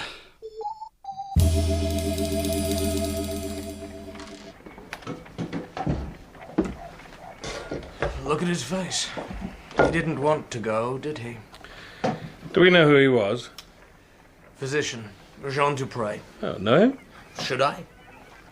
Well, you're a surgeon, same profession. Knew of him. Something of a social climber, I gather. Was planning to buy himself into the aristocracy. Now? 1792? Was. Duval! Leave stuff alone until we have a picture of what happened. How many times do I have to tell you? Get those men out of here. They make the place untidy. Sir, come on, you two. Get out. Untidy? Place couldn't be more untidy. Looks like he thrashed around in agony. Ah. What killed him? Gas. Acid on these crystals, I should venture. The chemical reaction giving off deadly fumes.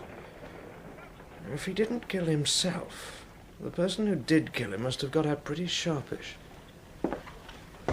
Could he have killed himself? He was at the window. I reckon he was trying to open it. Look at the marks on his wrist. Oh, rope burns. Look at the chair. What do you see? 4 legs. The cord tied on the arms, damn it. People heard banging below. I suggest he was tied to that chair and was stamping on the floor with his feet and yelling at the top of his voice. He managed to pull himself free and was making for the window, but too late. Yeah. Did the physician live here, Duval? No, sir. But he owns the place. Was his tenants downstairs that alerted us. A physician owns a place like this? Seems so, sir. And what did physician Jean Dupre do here if he didn't live here? Doesn't look like a place of work. Shafts his mistress, sir? You called the National Guard, did you, Madame Drouet? My husband said to. He was making a hell of a noise, the doctor. Your husband says you owed Monsieur Dupre money. So? So if he's dead, you don't have to pay him. If we killed him, why should we want to tell you? To cover it up. To make it look like you didn't. Oh, where are we going to get that stuff that killed him? And how do you know what stuff killed him? The guardsmen were talking. You could smell it, for God's sakes. How could you suspect us? The doctor was a good man. He didn't throw us out till we hadn't paid the rent for a month. And in return, we took delivery of his stuff and kept it downstairs. What stuff? Well, those barrels over there. Comes in regularly. Well, what is it? I don't know. Some sort of perfumed wheat, I think. Rosemary? I don't know. I don't smell that well these days. And because you oversee the delivery of this stuff, I'm to take it that you had no motive to kill the doctor. I said he was good to us. He never pushed us for the rent. And we know he was borrowing money because the moneylender was here today. What moneylender? Pancho, the Spanish Jew. You see everybody that comes and goes in this house? Most. Who else came to see Monsieur Dupré today? His tart, Henriette Plesson. Later there was Pancho, the moneylender, and a woman I saw arrive about an hour before he died. I didn't see her leave. I just come back from trying to get some bread. Oh, and I heard him screaming. And did you know her? No. His wife? Madame Dupré, maybe? Don't know his wife. I only saw her from the back, going up the stairs. Red shoes and a black lace shawl on her head. Fair hair. Well, like blonde, in fact. Duval, you sent someone to see Madame Dupré? Yes, sir. Dillon, sir. How does she take it? Quietly, apparently. Didn't seem unduly upset. Oh, we'll speak to her this afternoon. Duval, you and I were going to see Pancho, and then Elizabeth Dupré. Monet, you... Yes, I know. I go and see the tart Henriette Plesson. And keep your hands to yourself. I do, sir. I never abuse my position. Insufferable man. Why should I want to kill him? He was going to leave his wife and be with me. You said the moneylender was there. The moneylender could have killed him. The doctor hated him. He hated Jews, and I hate Jews. Holding you to ransom. So why didn't he borrow off somebody else? A Gentile or something? This day and age. Why did he need to borrow money? He was wealthy. He had 2 houses. People have been imprisoned for less than that, Citizeness Plesson. I don't know. He had a new business enterprise or something. He didn't tell me those things. I was just there. What? For physical bonding? He's dead. How can you think I did anything to him? We were lovers. You come to me, you take my hospitality, and you accuse me of murder. No one's accusing you of murder. Hardly call a sit-by-the-fire hospitality. Shut up, Duval. What's that? You're drinking hemlock? That's the best coffee in Amiens. You lent Dupré a lot of money, Pancho. Ah, that's not a lot. And I wasn't going to lend him even that. He does not like Jewish people. So why didn't he borrow off someone else? I don't know. Maybe no one else would lend him the money. Maybe he wanted to borrow off a Jew and not pay them back, so the poor Jew is very miserable. And so you killed him. How do I get my money back if I kill him? Well, you said he wasn't going to give it back. Figure of speech. Do you think I would have lent it to him if I wasn't going to get it back? You can account for your movements around the time he was killed? He said he was in bed, sir. A bit early to be in bed. I am an old man. I sleep long. I thought old people slept less. Anyone vouch for the fact that you were in bed? Ah, look at me. You think someone would want to share a mattress with me? So no one can confirm that you weren't at Dupré's house at the time he was killed? I wasn't. But you did visit him today. He owes me money. You say he hated Jews. You say he owes you money. You probably hated him. You visited him today. You've got enough motive. Yeah. You make a mistake, citizen. Guardsman. You make a mistake, citizen. I do not have my money back.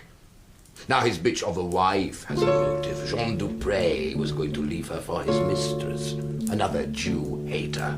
If he changes his will, she is not going to inherit his wealth. So, kill him before he can leave her.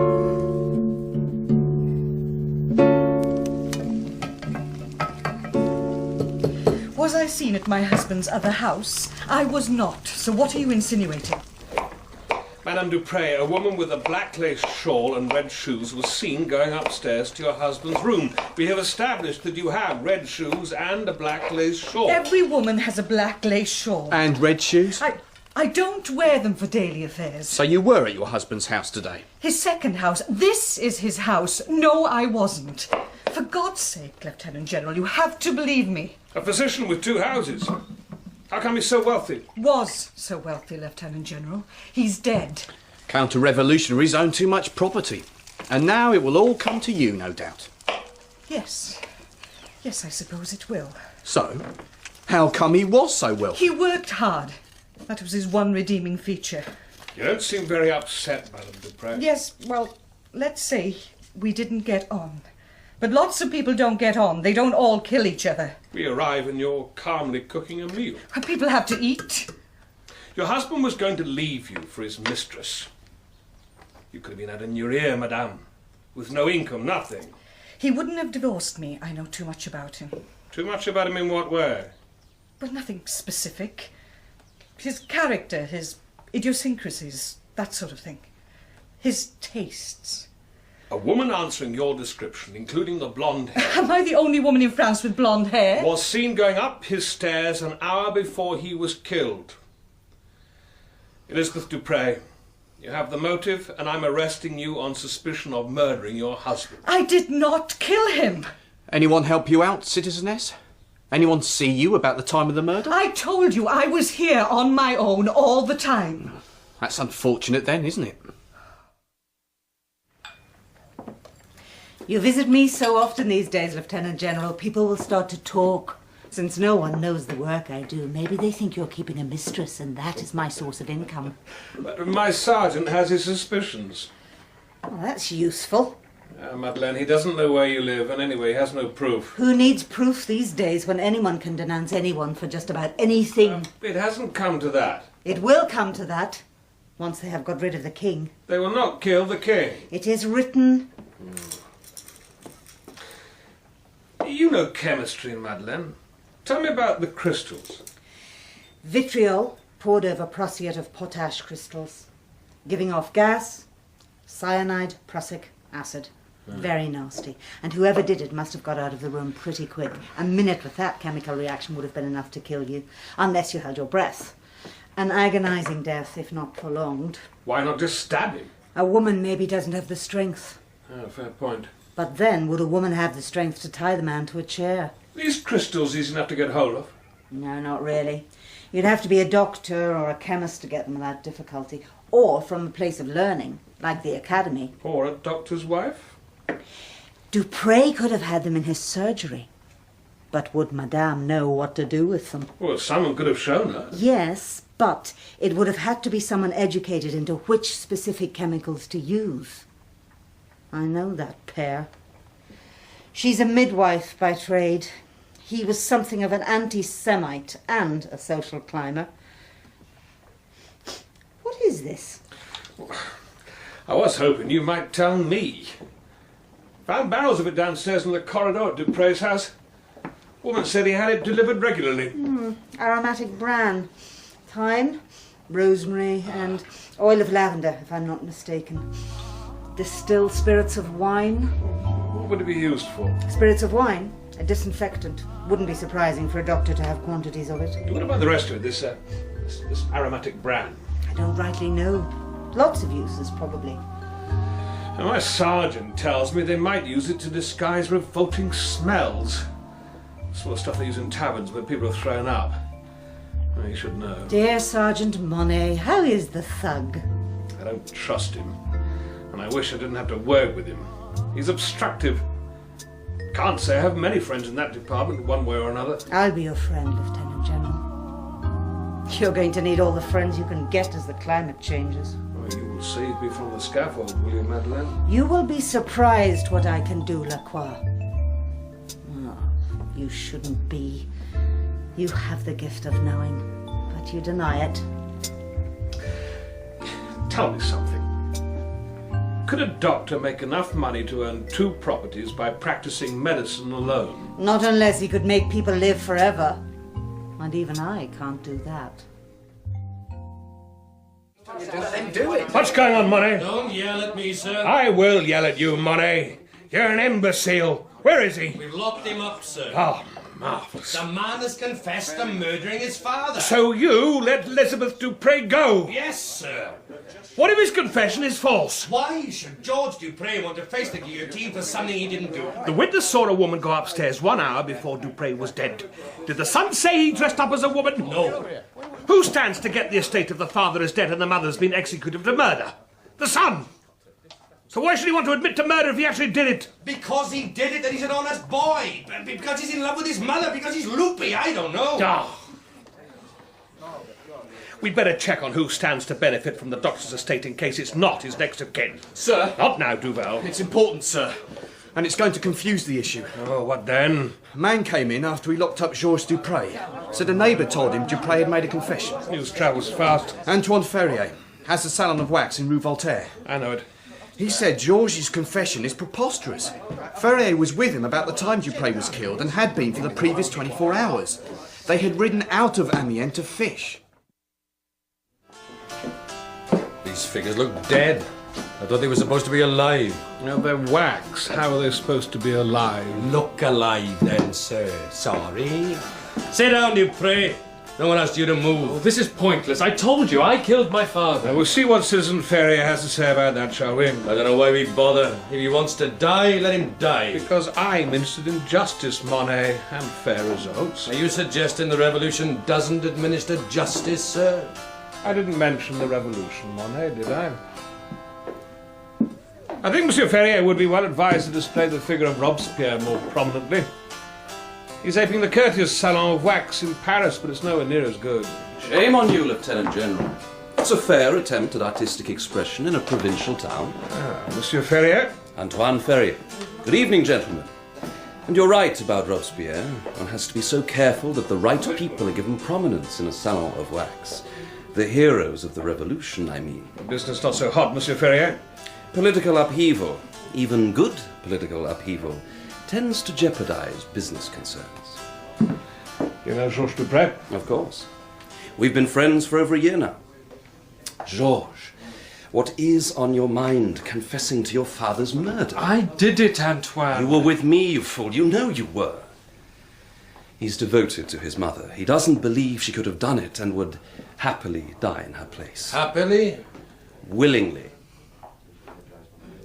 You were with Dupré at the time in question? He wasn't. Shut up. He was with me, Lieutenant General. We were fishing outside Amiens. There's no point in lying, Antoine. Georges, this borders on the insane. You're only 20 years old. Why do you want to throw away your life? Your mother hasn't been found guilty. There's a chance she won't be. Why do this to yourself? He's right. What do you mean he's right? I was fishing with him, round about the time my father was killed. Do we have to stand in the garden? It's December and it's cold. The cold air calms me down, Sergeant. I've had a few shocks in the past 48 hours. Do we arrest her again, sir? We wait. You want to take me again, Lieutenant General, then you take me. I didn't like my husband, but I didn't kill him. And nor did my son. He's not capable, even if he didn't have an alibi. You know this Antoine Ferrier? I know he's a friend of my son's. They go hunting together, fishing. I'd never met him. If you didn't kill your husband... I'm not a murderess, Lacroix. Then someone wanted us to think you did. Any ideas? His mistress? She murders him and sets you up? Why? Jealousy. She doesn't like me. Well, it doesn't make sense. Why kill your husband if she's jealous of you? I don't know, then. You're under house arrest, Elizabeth Dupré. You're still our chief suspect. Don't think of leaving Amiens, will you? Don't understand. Why didn't you just throw her back in prison? It costs money. Besides, I don't think she did it. Are you coming to bed? Oh, I'll stay up. If that mob gets any more noisy, we'll have to call out the guard. They're just excited. It's quite something for a nation to put its king on trial. Really? Well, England did it some time ago, I recall. Yes, but they have a monarchy again. So will we. Never. If you say so. We won't make babies if you sit up all night. I'm not making babies anyway. Madeleine's brew doesn't appear to be working. When I saw her last, she suggested it might be you that was the problem. Did she now?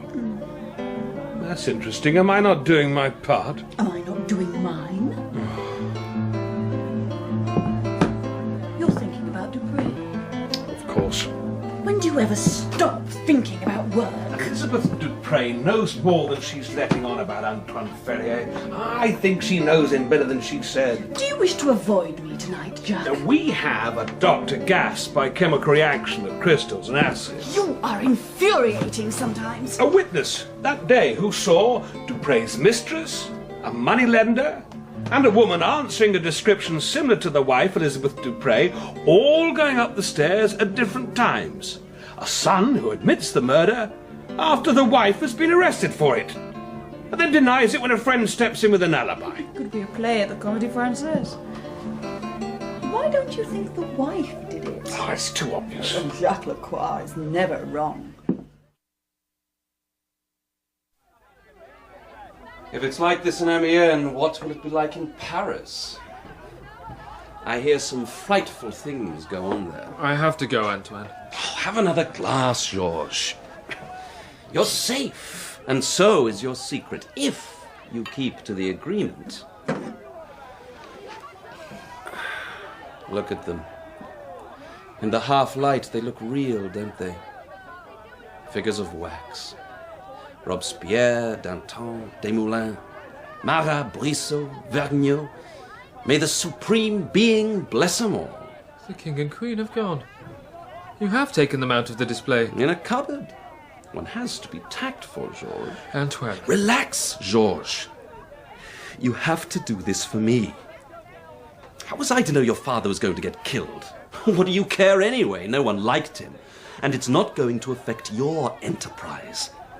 And that secret is safe with me so long as you say we went fishing. Why did you want to be accused instead of your mother anyway? Because she couldn't have done it. Georges, it's important to me. I'm supposed to be your alibi. You're not supposed to be mine. You promised. You blackmailed me. If my father-in-law knows that I was with a woman all day and all night the time you were supposed to be with me... Which was when my father was killed. I'm sorry I wasn't to know. But I still don't see why you need to put yourself up for that crime. Look, if my father-in-law knows about my affair, he takes his money out of this business and I go broke. Now, you don't want me to go broke, Georges. Or else I shall spill the beans on you and your mother. Yes? Sir? Duval. The doctor's will, sir. It's covered by a legal agreement between him and Panchaud, the moneylender. If the debt wasn't repaid, only half the estate would go to his wife. The rest to Panchaud. And on her death, the whole of it would go to Panchaud. Ah. Nothing to the son. Right. Get him. Get Panchaud now.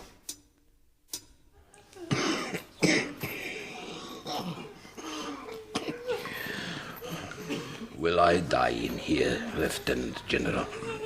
You'll die on the scaffold, Panchaud. The stench. There are worse prisons. Why am I not in the worst one? Don't you hate Jews enough? I have nothing against Jews. Will someone get me some food? Some wine? I have a very poor appetite, but some comfort. I'll see to it. I have killed no one. All I do is help people who are poor. I give them my money. Is it not right that they give me something in return? You've not been arrested for lending money. I have killed no one. A witness said they saw a woman go up those stairs after me. What happened to her? You were that woman. You knew that if Elizabeth Dupre were executed, then you'd inherit the entire estate by dint of the legal agreement with the doctor. You went dressed as Elizabeth Dupre. Dressed as a woman. I do have some dignity. You went first to either see the doctor about his debt or to create a diversion. Diversion? If you've already been seen earlier, it's reasonable for us to think it was the only time you went. The other two visitors were ostensibly women. They were women. It wasn't me. If Elizabeth Dupre was guillotined, then all the doctor's estate comes to you. Very convenient method of getting her out of the way. When we interviewed you the first time, you pointed the finger very firmly at Elizabeth Dupre, very eagerly, in fact. I wanted to save my neck. I am innocent. You wanted her out of the way. I admit, I knew I would get all the money, everything if she was dead. But I didn't kill the doctor. When did you lend the doctor this money? 9 months ago. It was to extend over a year. But if he didn't pay it back after 6 months, the rates of return went up by 50%. Seems like a hard bargain. It's business. He didn't have to agree to it. Did you know why he wanted the money? To extend his business, he said. In what way? How would I know? Look, all I needed was security for the loan. When do I come to trial? When we've assembled the evidence. Troubled times. Stench in here. I don't spend much money. But you know something, Lieutenant General. You know what I would willingly spend money on if I could get it. What? An English water closet.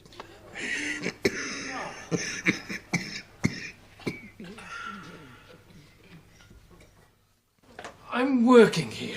Antoine says I have the ability. He has artist's hands. He can model the figures. I can teach him. Modelling wax? Georges used to be a butcher. He has skill with a knife that's needed in sculpting. What's the matter, Georges? Did you have the heart for it anymore? Butchering? In a revolution, Lacroix, it seems that there is less meat to slaughter. There are many of us out of work. So dear Monsieur Ferrier gives you a job. Something wrong with that? You angry with me, Monsieur Ferrier? No, I just don't see why you blame the Jews for everything. Are you Jewish? No. You'd rather your young friend lost his head? No. Monsieur Dupré, did you confess to your father's murder because you knew that Panchaud would get the estate if your mother died? Did you confess to prevent him getting the estate? Is that why you did it? Yes, yes. That's why I did it. Well, you could have been executed. No, it was a delaying tactic. I knew I had an alibi. It was just until my mother was out of the picture. Antoine knew I was innocent. Well, you're taking a bit of a risk. Well, it's all water under the bridge now, Lieutenant General. You've got your due for it. No one should be bothered anymore. I am not prejudiced against Jews. His wife was Jewish. He hated the prejudice then. He hates it now. Was Jewish? She's dead. You knew her? No, I met Antoine 6 months after she died. And he's very sensitive to prejudice against our Jewish brethren. Somewhat. He told me he had a mistress who was a Gentile while he was married. When she found out his wife was Jewish, she left him. He hates anti-Semitism. He hates prejudice against his wife because she's a Jew, but he doesn't love her enough to be faithful to her. Being unfaithful doesn't mean you don't love your wife. Where did you go when you went fishing? What? You went fishing with Ferrier. Chalon-sur-Somme. Ah, Ferrier said Montbard. He told me to say Chalon-sur-Somme. What? Lieutenant General, I lied. Ah. So did I. Ferrier didn't say anywhere. Ferrier has a woman. Well, is that a crime? She's a Gentile. Well, most French women are. His father-in-law suspects this. So? When Antoine's wife died, her father said he'd support the salon so long as Antoine preserved the memory of his daughter by not sleeping with, consorting with Gentile women. Jewish women only. A strange request. Strange people, I find. Oh, you too, eh? Anti-Semites everywhere. His wife's father was told Antoine had been seen going to his mistress's rooms the other day. Antoine needed an alibi. I said I would say I was with him that day, that whoever told the old man was mistaken. Otherwise Antoine loses the salon. Business is bad. And have you spoken to his father-in-law? Not yet. He hasn't confronted Antoine. You didn't mind lying for him then? He's a friend. He's given me a job. So you could have killed your father? Panchaud killed my father. Where were you at the time? In Calais. Calais? It's a place I like. I go there when I can. Well, that's a hefty ride. I stay there for a few days at a time. Anyone vouch for this? You can send a messenger to the Hotel du Maire, Rue Fontaine, Calais. The owner will confirm that I've stayed there twice in the last 3 months. Oh, I will. I can have you arrested for lying to the police. And Ferrier, too. Your mother's a highly strung woman, isn't she? Sometimes. Seems very nervous, doesn't like being questioned. Are you going to arrest us all again, Lacroix? No. As you say, Monsieur Dupré, I have my culprit.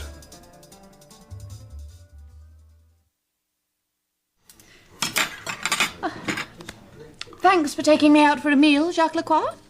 I was beginning to think I didn't have as much priority as your wife as I had assumed. Charlotte, regularly, almost monthly, Oh. you are in a foul temper with me. What have I done? I'm sorry. Is it because you haven't conceived? I said I'm sorry.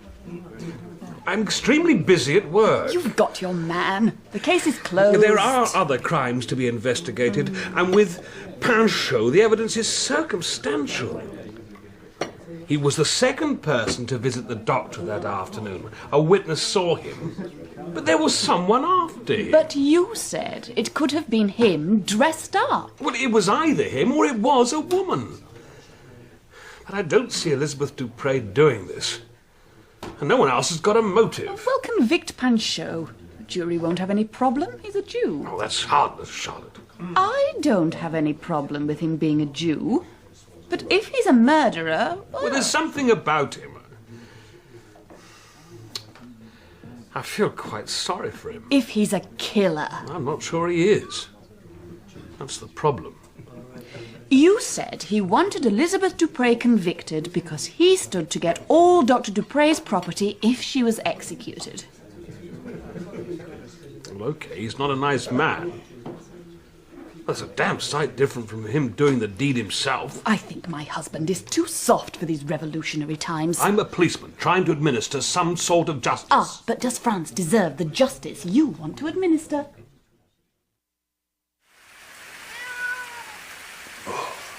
God. So, what do you think?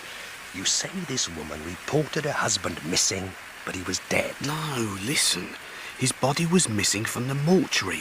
Don't you get anything I say, Sergeant? Hey, you get lippy with me, Duval. I'll have a priest here giving you the last rites. Sarge. So her husband's body was missing, so what? She lost her husband when he died.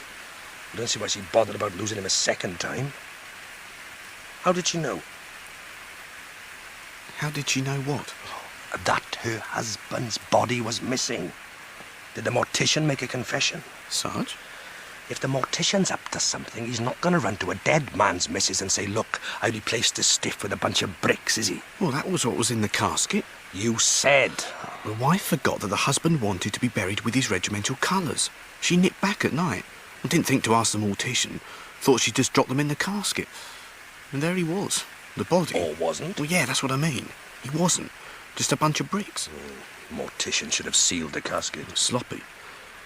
So have you interviewed him? See what's going on? He's away till tomorrow, Sarge. Bloody cats, get out of it! Prefer rats, would you, Sergeant? There's rats all over the place, Duval. Rats and human rats. Our Lieutenant General, for one, pouncing about with his prissy wife in a restaurant while we hang about all night keeping an eye on someone's house, even though they have been cleared from the inquiry. You'd prefer Lacroix to be posted somewhere else, wouldn't you, Sergeant? I don't trust him, Duval. I reckon he's an enemy of the revolution. Wine-guzzling lover of artists and aristocrats. Friend of that Marcel Didier, who was mixed up with a pilgrim of Jerusalem. Then denounce him. Can't risk it. The Committee of Public Safety don't take lightly to denunciations which can't be substantiated. Or maybe because he knows too much about your regular nocturnal activities and might tell your wife. Shut your face. This is a nocturnal activity, and I can't see why my wife would be upset about me doing this. She positively enjoyed the discomfort I have to endure in the name of surveillance. Oh, why don't you leave her then? I love her, Duval. Can't you understand that? Sergeant Monet loves his wife. Most women are whores. She's an angel. Must be to put up with you, Sergeant. Oh, did you? Okay, it was a joke. I don't like your sense of humour. We're supposed to be watching the house. Sir. Sir. Well, I need a drink. Why is he wasting our time? Why are we watching the Dupre's house? What are they going to do? Elizabeth Dupre was under house arrest until this morning. Right, and she's not anymore. And if she goes out, it's not exactly a crime, is it? The boss wants to know why the Jew lent the doctor the money. So why doesn't the boss just ask? Ah, they say they don't know. Maybe they don't. Hey, Sergeant, look. What's the hour? Midnight? Mother and son, eh? Maybe they're eloping like all good incestuous relationships. Hey, gently does it, Duval. I know how clumsy you are. Where is this cellar, Monet? Rue Saint-Jean. And you didn't go in? We couldn't without showing ourselves, sir. Do they own it? Rent it, sir. So it's legitimate. We have no grounds just to break in. They haven't done anything illegal. Mobs break in anywhere, anytime they want to. We're not the mob, we're the police, and it's our job to stop that sort of thing. I think we have grounds, sir. I don't think you're fully informed of the situation, as it were. Now, what does that mean? What I said, sir. Well? Me and Duval arrested a mortician this morning. Oh, fascinating. Drunk, was he? Duval was talking about it last night while we were watching the Dupreys. That makes a change from him talking about his sexual exploits, I suppose. This woman's husband's body had gone missing from the casket. Is this relevant? I'm not stupid, Lieutenant General. I'm telling this story precisely because it is relevant. Go on. So we go along to this mortician, asked to look in the caskets. 4 of them have stones instead of bodies. We asked what happened to the corpses. He owned up, sir. After a few stories which wouldn't impress a drunken tart, he gave us the truth. He was selling the bodies to a Dr. Duprey. Get some men, Monet. We're going to break into that cellar.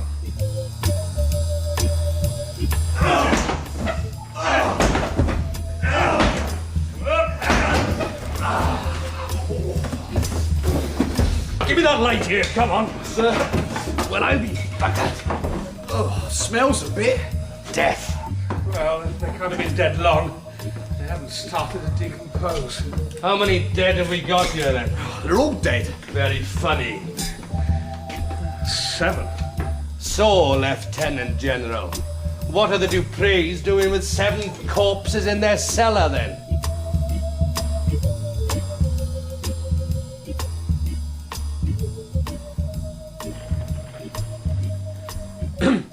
Just a minute, Sergeant. Why aren't we interviewing them, sir? I'm looking at something. But, sir... Elizabeth Duprey is saying that they've done nothing illegal. That Dr. Duprey got those bodies from the mortician in good faith. That the mortician said that they hadn't been claimed. That they were bought so the doctor could experiment. In what? I don't know. He's not here to tell us, is he? Sergeant, I'm working on solving a murder. What murder? Where have you been in the last week? A doctor by the name of Duprey. We have the Jew. Panchaud didn't do it. And what about those bodies in the cellar? Oh, they're dead. It is usual to wait until I say come in, Duval. Sorry, sir, sorry. But I was coming back from finding out when those people died, like you said. What, all 7 of them? Not the corpses in the cellar, Sergeant. A wife and her child. Go on, Duval. 25th of June, 1791, sir. I just saw that woman, mistress of the doctor, Henriette Plaisant, and the owner of the Salon of Wax, Ferrier, outside the Hotel Duval, having a right old ding-dong. They nearly came to blows. Well, in light of what you said, I thought you ought to know. Thank you, Duval. In light of what he said? Is there something I haven't been told? Oh, perhaps you were drinking at the time, Monet. Hey, now wait Duval, a minute.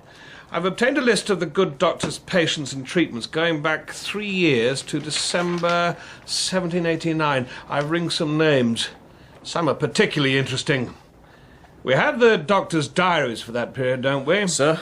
So, see what entries were made around 25th of June, 1791, will you? I can't It would read. take someone with you who can read, man. Sir. And what do I do, sir? Well, you can come with me, Monet, if you want, or you can go and have a drink.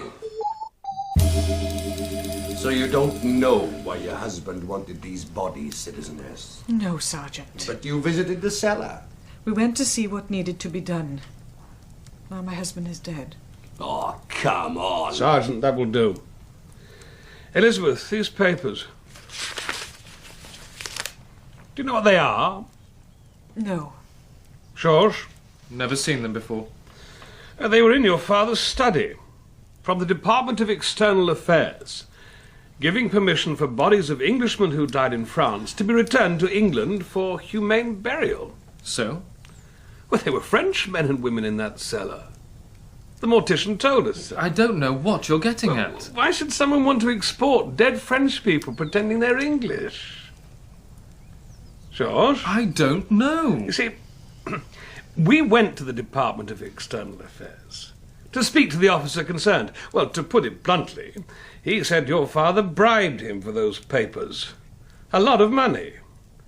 It would have been difficult to get them otherwise. And this is the third time. This is a big operation. Your father probably needed to borrow a lot of money from a moneylender to finance various bribes. Trouble is, I don't see the profit in corpses. Nor do we, Lieutenant General. Oh, I don't know. You see, someone had to accompany the bodies on their way to the coast for shipping to England. From Calais. I sent a message, George. You were indeed there when you said you were, twice in the last 3 months. Seeing the coffins under the boat. Conjecture. Really, Georges? You had an alibi for your father's murder. I suspect the reason you stood in for your mother was not to save her, but because you're colder. You could stand up to the questioning better. She might break under pressure. Let on about the whole enterprise, accidentally, of course. But you, you could fend all our questions, and we could never convict you because you had an alibi. In Calais. That's ridiculous. Yes? Your friend, Antoine Ferrier. Did you know he knew your father's mistress? No. How'd you meet him? Swimming in the Somme one day. When? November last year. A bit cold. Tell me about it. There's about 20 of us. We all like athletics. One day, Ferrier joined the group. We used to have competitions about who could swim the furthest underwater. Ferrier always won. He was the best sportsman of all of us. We used to go hunting together, fishing. He is a highly intelligent man. He was at the Academy of Amiens until he was 19. I value his friendship. Do you know Ferrier, Citizeness Dupré? Citizeness now, is it, from you, Lacroix? You are a criminal, madame. The bodies were my husband's concern. I know nothing about it. Do you know Antoine Ferrier? I don't know Ferrier, no. Really? Well, that's interesting. Sergeant Monet will be really narked we're not including him, sir. I don't give a fig for Sergeant Monet. He's lucky to have a job. So, on the 25th of June last year, the Duprés were at dinner with this Madame Lafarge. Yes, sir. And when the message came through, that there is what they said. You suddenly learned to write, Duval? No, sir. Madame Citizeness Lafarge wrote it for me. She said she was quite surprised. It was kind of cruel. Yeah. And I was right about Henriette Plaisant-Ferrier. Yes, sir. I went to see Plaisant and she admitted as much. So, you let the Jew go, Lacroix? He was innocent of murder, if not of avarice. Do you think you know who the culprit is? I told you. The theory's good, and the motive is pretty tight. Did Georges Dupré know the circumstances in which Ferrier's wife and child died? Well, I don't think so. Physicians. Maybe you can understand now why your wife is better off with me. My wife has said that you suggested it might not be her. It might be me. The fact that she hasn't conceived. It might be. You mean there could be something wrong with the man? Don't look so surprised, Lacroix. Men are wanting in all departments, which is why they blame women. Something wrong with men? No, nothing, I suppose. In 2 days, men put the king on trial for his life. The tree of liberty can only grow when watered by the blood of tyrants, yes? And men cry for more and more blood to water this tree until they drown it. No, there's nothing wrong with men. If the health of the nation is measured by its men, then we're sick indeed. No. We're not all the same. David's painting, The Health of the Nation, the one that the English have got, depicting men jubilant at other people's sufferings. That's healthy. The English can keep it. You know how I heard smugglers got it out of the country? How? In the carcass of a dead horse. That's ridiculous. Well, since when have we been given to sending dead horses to the English? Besides, the canvas would stink. Not if you eviscerated the carcass and packed it with aromatic bran. What? bran perfumed with thyme, rosemary, oil of lavender, and then add a few cupfuls of distilled spirits of wine. Are you saying... It's one use for the stuff. Oh, they never transferred David's painting in the carcass of a dead horse. It's a good story, Lacroix, though, isn't it?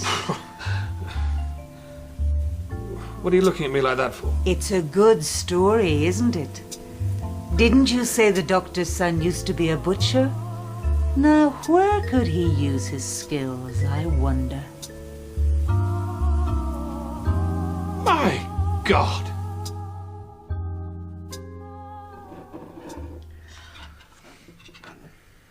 This is the most disgusting job I've ever had. Just throw some water on the bench, Sergeant. Lacroix's giving me this shit on purpose.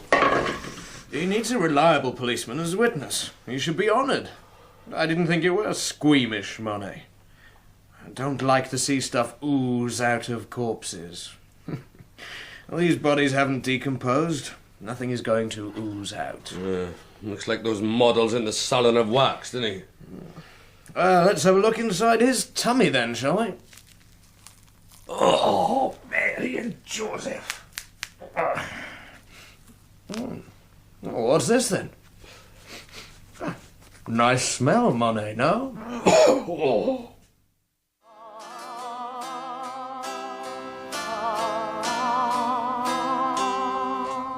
Thank you. Thank you. Go and have some coffee. The Lieutenant General wishes to speak to me. Music? They're practicing. I have a new display opening tomorrow. Music brings people to the door. Oh, costly. My father-in-law is paying. Oh, yes, I've heard about your father-in-law. Doesn't like you fraternizing with Gentile women. No. I'm sorry to tell you about your friend Georges. Smuggling aristocrats' gold out of the country is a capital offence, whether the gold's in corpses or carts. Yes, I'm sorry. For Elizabeth Dupré as well? Oh, they both die. Yes, of course. Who's this? Henri Santerre, chief executioner in Paris. If the king is condemned to death, Santerre may become something of a hero. New? Just made him, yes. The king will not be condemned to death. Has the Jew, what was his name? Pancho? Has he confessed to the doctor's murder? No, I released him. Well, I thought you'd be pleased. I am. Anyway, why should he confess when he didn't do it? You did. I am astounded, Lieutenant General. Why on earth would I want to do that? I didn't know Jean Dupré. I knew his son. Oh, you knew him, Ferrier. He was your doctor. 25th of June, 1791. The night your wife died with her child, Jean and Elizabeth Dupré were having dinner with one Madame Lafarge. You sent a boy round to tell him your wife was in labour and in agony. Elizabeth Dupré was to be the midwife. They wouldn't come. You heard later that Dupré had said, "Why give up a good dinner for a Jewess?" Your wife and child died. You said nothing to anyone. The wound festered. You hid your pain and nurtured your hatred. The doctor had already taken your mistress, hadn't he? Henriette Plaisant. Because she didn't like the fact that you were married to a Jewess. I have an alibi. Georges Dupré, Yes. Yes, you sought out Georges and made friends with him. He didn't know the circumstances of your wife and child's death. He began to trust you. You gave him work. He admired you. A good sportsman, You could swim further underwater than any other young man in Amiens. Hold your breath for longer. Useful when you're killing somebody with fumes from a chemical reaction. So you spin Georges a line about a Gentile mistress who your father-in-law disapproves of and how your business will collapse if he withdraws support. And then you tell him that the evening Dupré was killed, you were with this non-existent woman, so Georges has to cover for you. You had something on him. Who? Georges! To persuade him to lie for you. What do you think? Well, you must have done. Of course, man. I knew about their smuggling. Georges told me. It had been planned for months. Oh, why did he tell you? He admired me. He wanted to impress me. Thought it was such a good scheme. And the idiot could never keep a secret anyway. And you would have betrayed him if he hadn't given you an alibi. Good friend, eh? I paid the doctor to look after me and my family. I paid that man and his wife to be there at the birth. I sent a boy 3 times that night, begging. And they wouldn't come. And then he ignored me. I even went to the police, but they said he hadn't done anything wrong. My whole life in pieces, because he and his miserable wife, and they hated each other, wouldn't leave the dinner table. My wife died in agony. So did Dr. Dupre. And why not? He had no heart, a greedy social climber who hated Jews. You trained in sciences at the Academy of Amiens? Yes. Who's going to look after your salon of wax now, Monsieur Ferrier? I don't care. I'm happy to die. I have nothing to live for anyway, not since my wife died. And you got your revenge. You wanted to watch him die, didn't you? I wanted to stay there as long as I could. Good lungs, Monsieur Ferrier. I had a handkerchief to my face. I tied him to a chair. He wasn't a big man. It was the fear I wanted to see. When he struggled free, I left and locked the door. And he never made it to the window. He was evil, Lacroix. And of course he went in disguise to resemble Elizabeth Dupre as much as possible, so that she would be convicted of the murder. A simple revenge on both. Which is why you were angry when Panchaud was arrested, not because he was a Jew. You have the necessary costumes and wigs here at the Salon of Wax, and you knew the type of thing she wore. You're a showman, Monsieur Ferrier. Shall we go? I have a coat. You'll need it. I find it remarkable. With all the evils perpetrated in the name of the revolution, someone should worry about the death of a crooked and evil doctor. Not a revolutionary then, Monsieur Ferrier? The principles. Nothing else. I can say that now. They will take my head anyway. You know, Georges Dupre got the idea for smuggling aristocrats' gold out of the country from my figures of wax. He told his father they could do it with corpses. He told me they would make a healthy commission. Healthy? Sorry about that word. Apparently the English got David's painting Health of a Nation from the carcass of a dead horse. Only the English would take dead horses from France. I hear we're likely to declare war on them soon.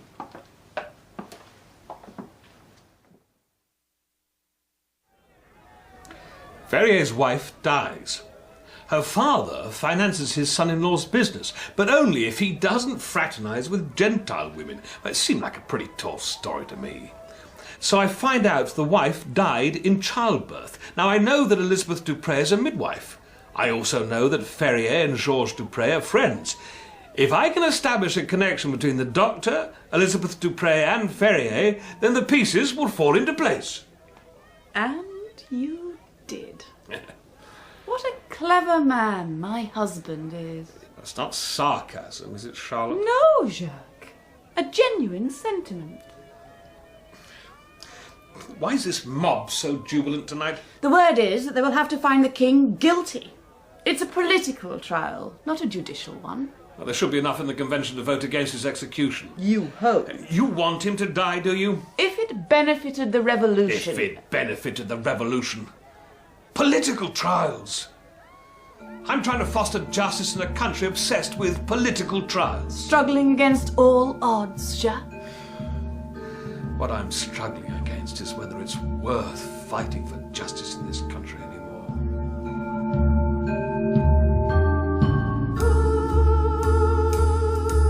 In The Tree of Liberty, Lacroix was played by David Calder and Monet by Brian Hibbard. Charlotte was Catherine Pogson, Madeleine was Frances Tomelty, and Elizabeth Dupre was Sue Roderick. Duval was Simon Ludders, Ferrier was Andrew Wincott, and Georges Dupre was Robert Harper. Panchaud was Steve Hodson, and the surgeon was Matthew Morgan. Original music was composed by Paula Gardner and performed by Mark Edwards, Jeanette Masocki, Ron Parry, and Paula Gardner.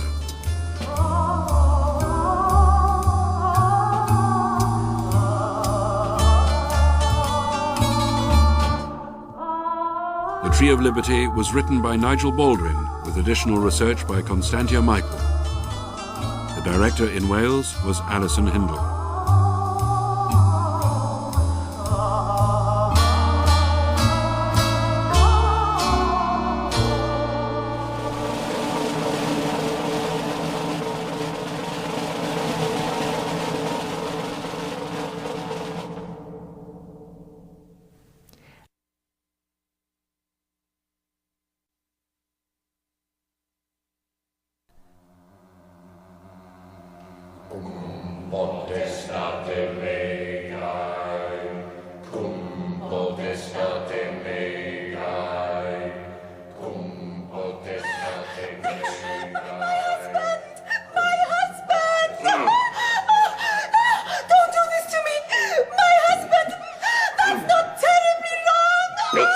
Unfaithful bitch!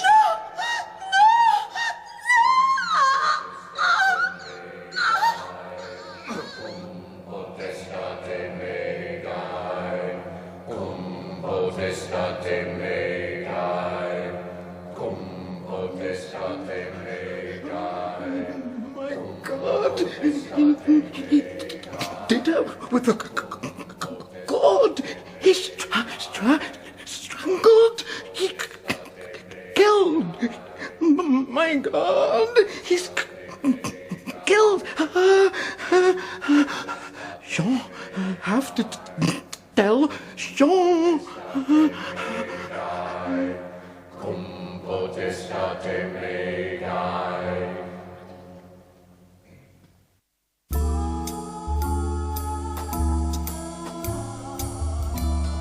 The Tree of Liberty by Nigel Baldwin, with David Calder as Lacroix and Brian Hibbard as Monet. Episode 4, Moon Conjunct Uranus.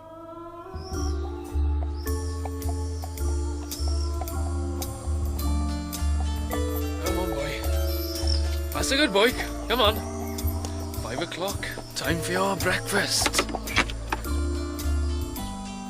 What's this? Oh my God!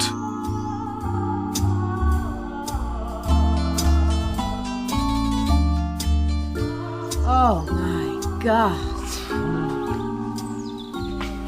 Oh, you're one hell of a little ferret, aren't you, Duval? Yeah, well, this ferret's got to go back to work.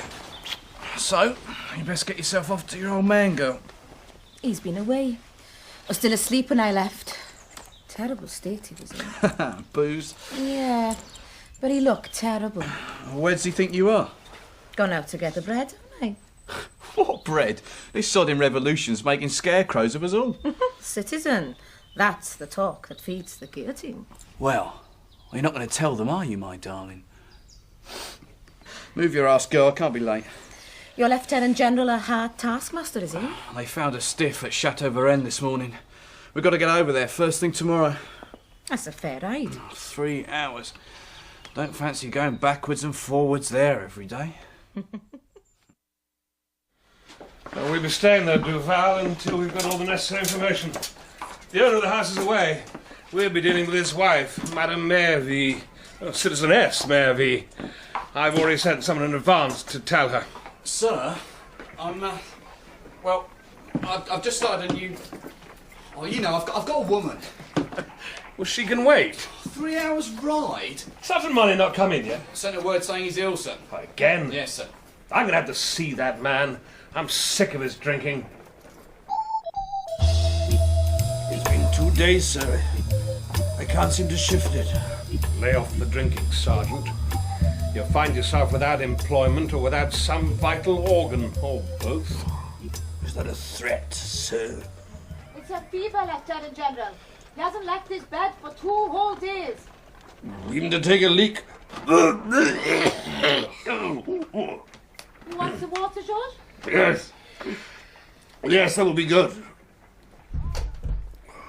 She's been nursing you, has she?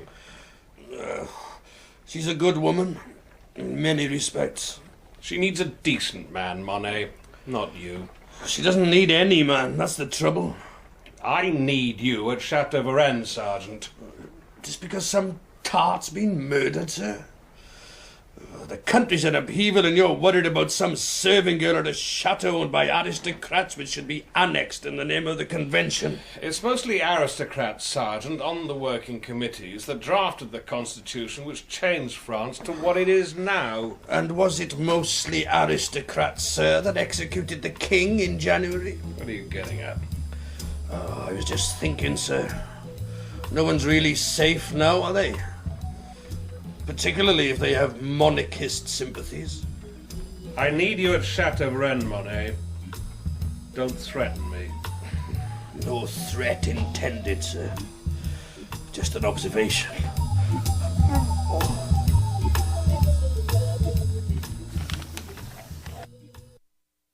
Moon conjunct Uranus. What?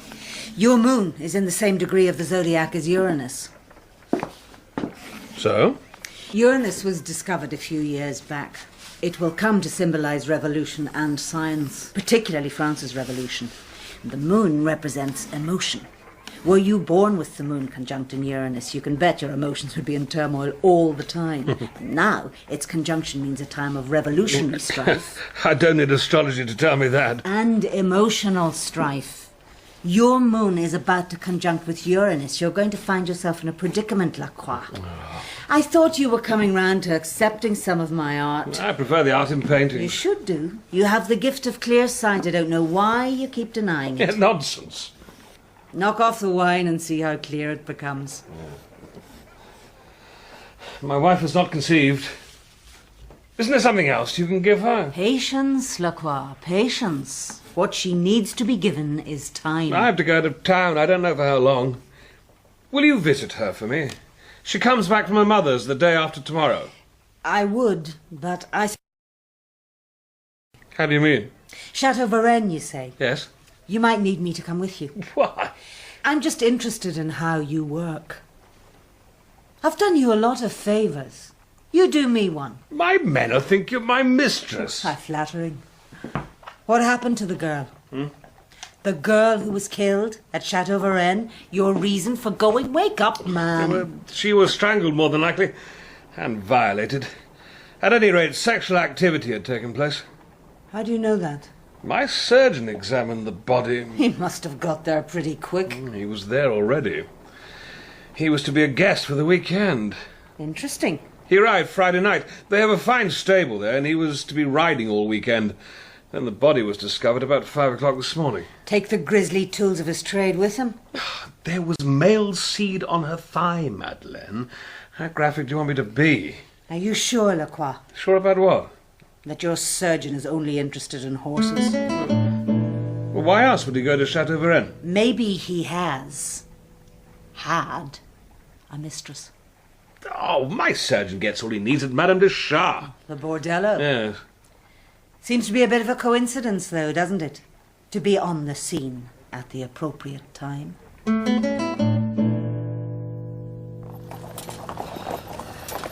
Not much sign of a revolution out in the countryside, is there, sir? Oh, you mean no blood or heads on pikes, Duval? Sort of, sir. That's because there are no people, Duval. Do you think it'll get worse, sir? Madame Boniface thinks it'll get worse, and she's usually right. Soothsayer, is she, sir? She was right about them executing the king, when no one thought they would. And she says the Queen will be next. You're kidding. That's what she says. Think it was wise to bring her, Lieutenant General? Why shouldn't it be wise, Duval? Well, Sergeant Monet says she's a sorceress. Monet doesn't know what he's talking about. And you keep your mouth shut, Duval. Oh, he's ill.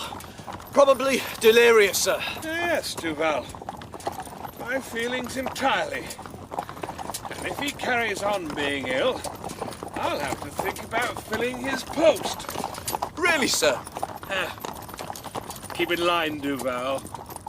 That's all I'm saying. Sir? God knows how his wife puts up with him. His boozing and his whoring. And then, when he's ill, she's beside his bedside constantly for 2 days. Monet's wife, sir? Simone Monet, yes. Must be a very loving lady. You didn't have to stay, Surgeon. You could have left the report for me. Madame Merville is a friend. She is disconsolate. Well, you seem upset yourself.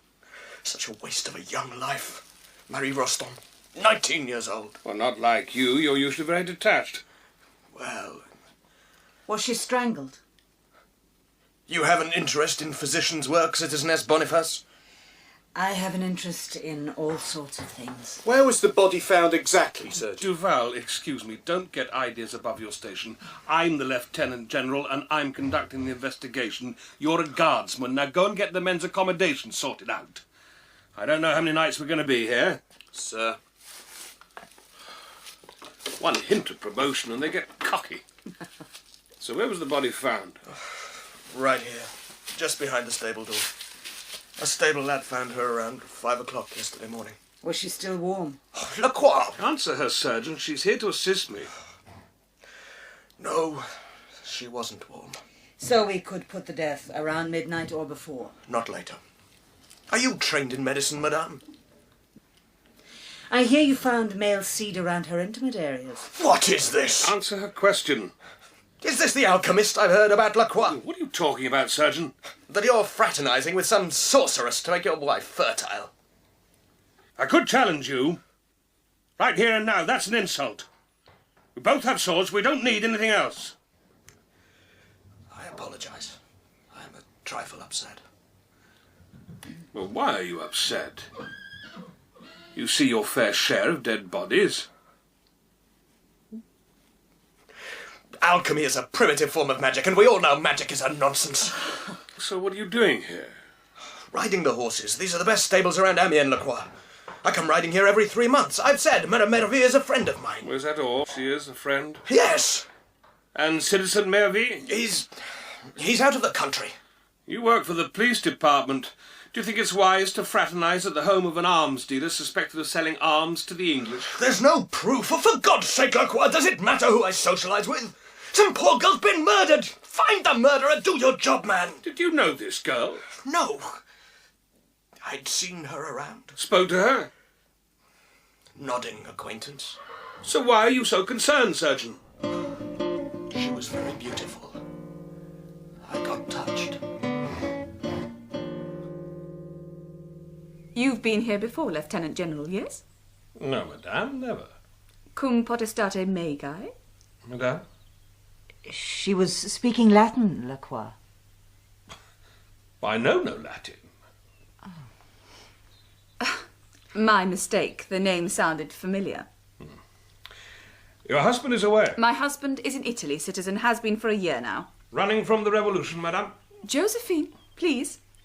He was never a monarchist, Lieutenant General, whatever you think of our opulent premises. But he still thought it prudent to leave the country. Around about the time the monarchy was abolished, there were business opportunities in Italy. Selling guns? He's a merchant. He might sell anything.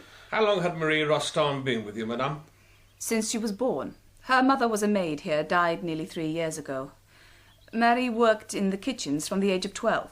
Did her father work for you? Marie was a bastard. We never knew who the father was. She was 19.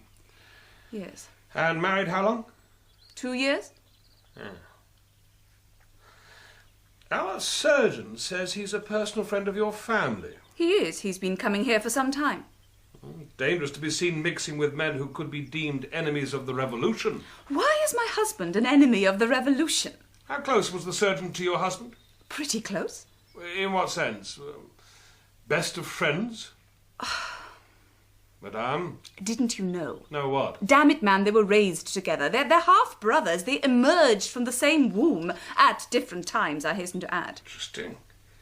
I didn't know our surgeon had a brother. Maybe he doesn't want to be tarred with the same brush as a suspected arms dealer. You have a staff of 18, madame? Yes? My men will want to interview them all. What about guests at the weekend? None. None? In a country house at the weekend? My surgeon was here for a start. Madame? There were some, but I wouldn't have known them. You wouldn't have known your own guests. They're not exactly guests. Once a month, some come to... To what, madame? It just happened to fall on a Friday night. Look, I sent word that my servant girl was murdered. I operate within the law. I'm more concerned about that than a few harmless nutters prancing around in my cellar. What are you talking about, madame? Once a month, at the full moon. What? Yes. So, the Order of Celestial Light still practices here, Josephine? Yes. What's that when it's at home? An extremely adept magical circle. Magic? You practice magic here? I don't. A couple of guests and their associates do. It's not exactly illegal. Who are these people? I don't know. You don't know? I don't organise it. My husband did. I thought it was rather a ridiculous concept, a Rabelaisian romp, if you like. But you must have seen these people. They come in habits and they come at night. Habits? What are they, monks? They have robes and they have hoods, and I don't see them anyway. How many? Oh, a dozen, perhaps. And they go down to the cellar and you don't see them? That's what I said. Oh, that's ridiculous. He must know who runs the circle. Lucille Deschamps. Who's he? Captain in the military. You know a lot. Is it Deschamps? When my husband isn't here, yes. So this Deschamps, he'll know who was here that night? Probably, but he went to Paris early Saturday morning. Well, if you don't see these people, who told you he went to Paris? All right, Deschamps told me. I had him to supper. And the surgeon? Yes. Anyone else? No. What time? About 9:30. We had supper together, and at 11:30 I went to bed. It would have been after that members of the circle arrived. I don't know who they are, and I don't want to know. The surgeon, one of them? I don't know, damn it. It's secret stuff. It's not the sort of thing you talk about over supper. What do you talk about? I don't remember. Nothing important. And you're in bed before midnight, madame? Yes. Can anyone vouch for that? What are you implying, Lacroix? Can anyone vouch for you? No.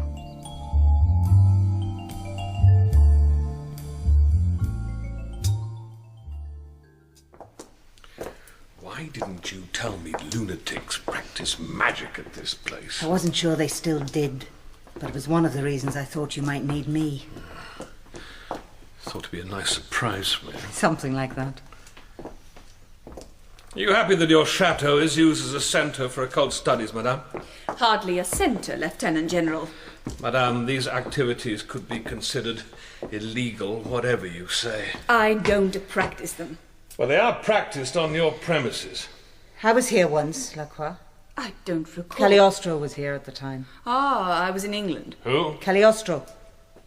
Oh, the charlatan who apparently forecast the death of the king through numbers. Cagliostro was no charlatan. He was a show-off, but no charlatan. I only met him the once. Here? Yes. He had amazing powers, but he misused them. Yes, people told me he was quite a showman when he was here. What's that smell? Incense, Lieutenant General. Don't you go to church? What did they do here when you came, Madeleine? 88, I was here. Oh, various rituals.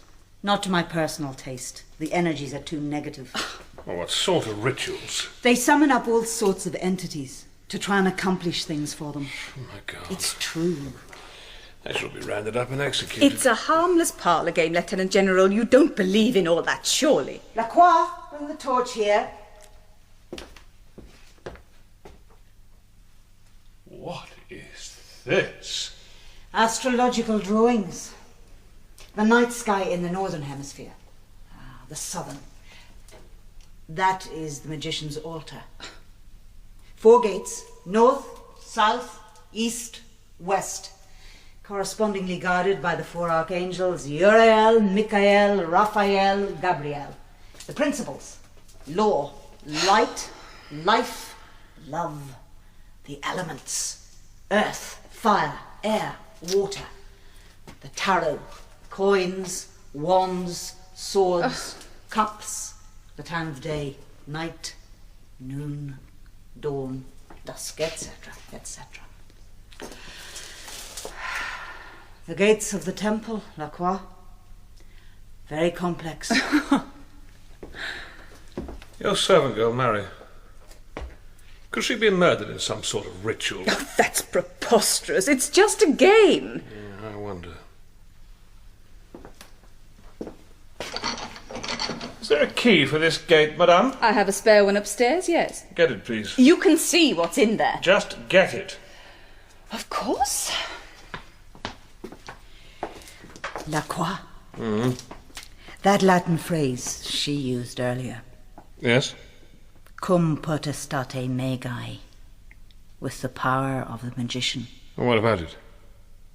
It's a phrase members of the order use to identify other members.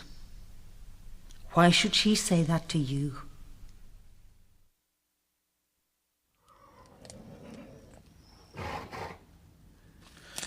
You found the body when?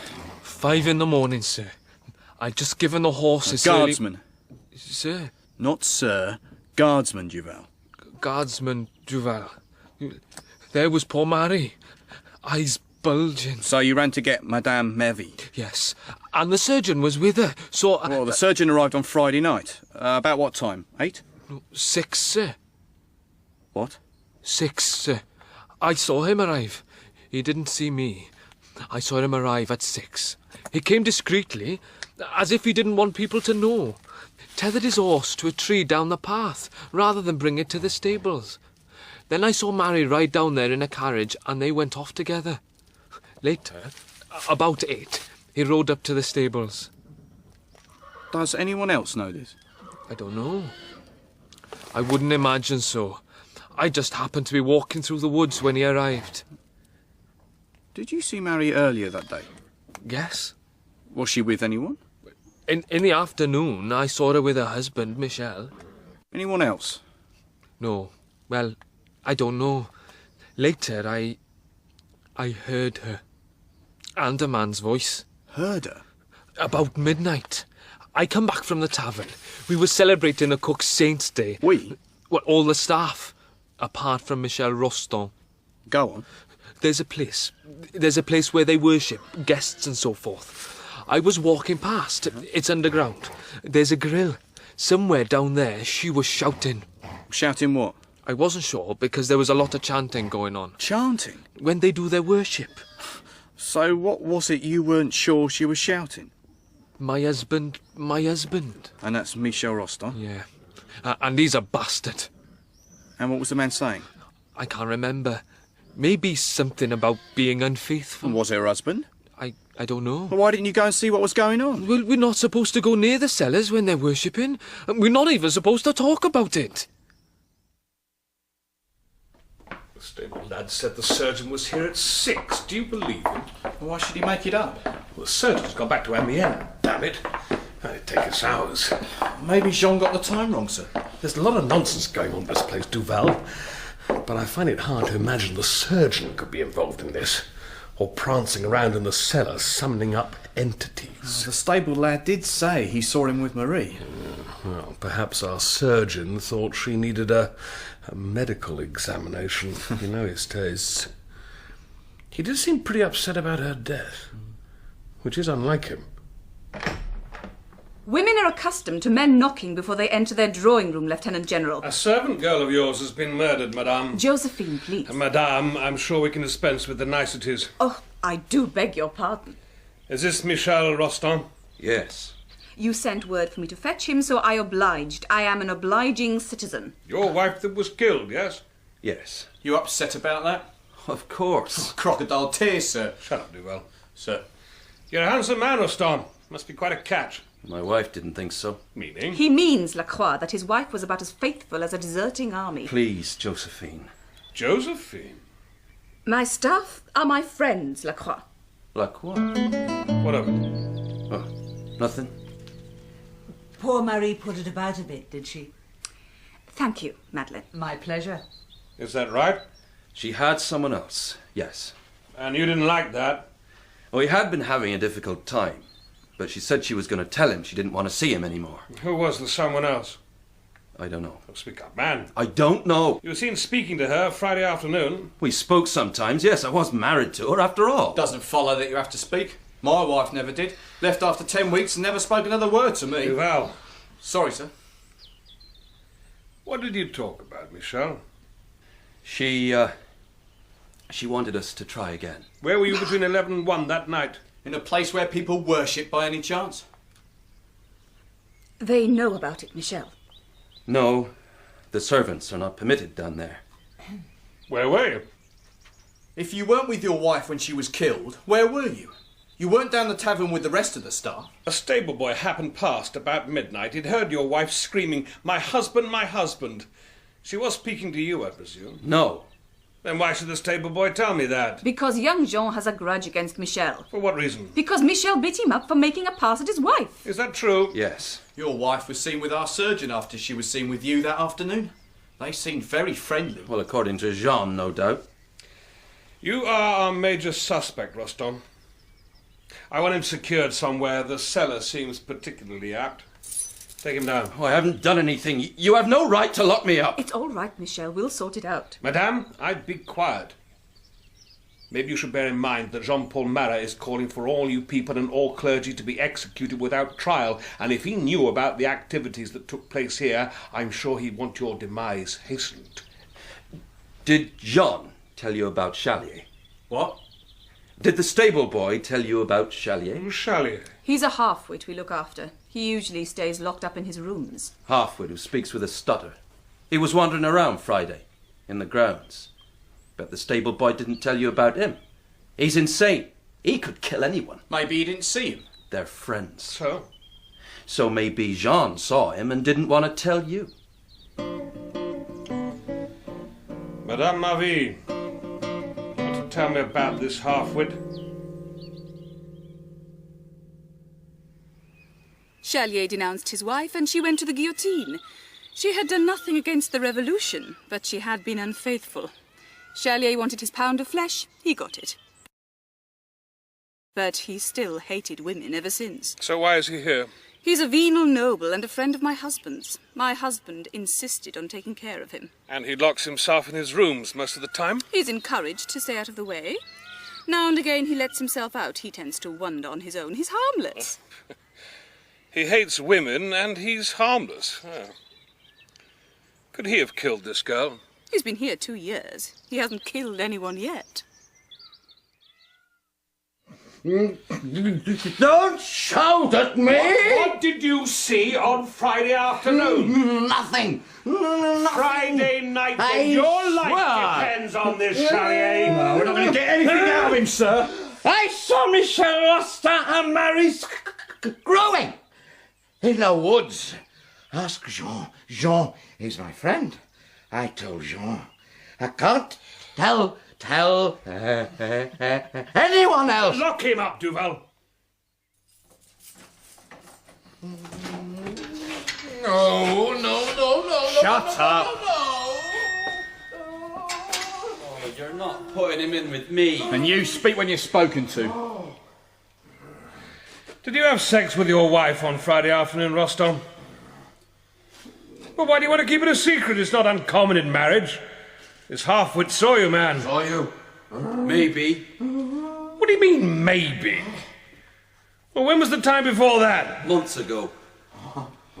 Who are you covering up for? We wanted to get back together. She was going to ditch her lover. So we made love. Oh. Why didn't you tell me that upstairs?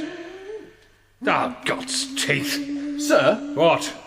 That grill up there must be where the stable lad heard the voices from.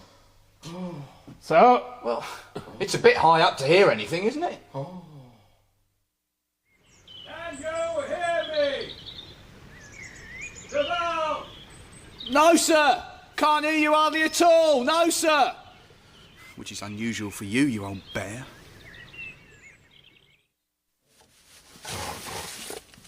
Why did you lie to my guardsman, Jean? When he lets himself out for his little wanders, Chalier likes to go around looking for people having sex. No shortage of it around here either. So why does that mean you have to lie? If Madame Merville knew, she would throw him out. And you like Chalier? I feel sorry for him. You wanted to protect him? Chalier came to me the following morning after I'd found Marie. He'd been in the cellar. He shouldn't have been. They would have killed him. He had to tell someone what he saw. I told you it was me that overheard to keep him out of trouble. You're a stupid boy, do you know that? Chalier's telling the truth, and I thought the police should know. A girl's been killed. So Chalier saw this man strangle her? Yes. Did he describe him? No, he couldn't. He was wearing one of those robes with a hood. Did he recognise the voice? Look, Chalier doesn't speak to the servants except me. If it was Rostand, he wouldn't know the voice. We'll never get anything out of Chalier, sir. He's mad. He can't tell you any more than he's told me. Oh, it's getting late. I need a drink. We'll continue this in the morning.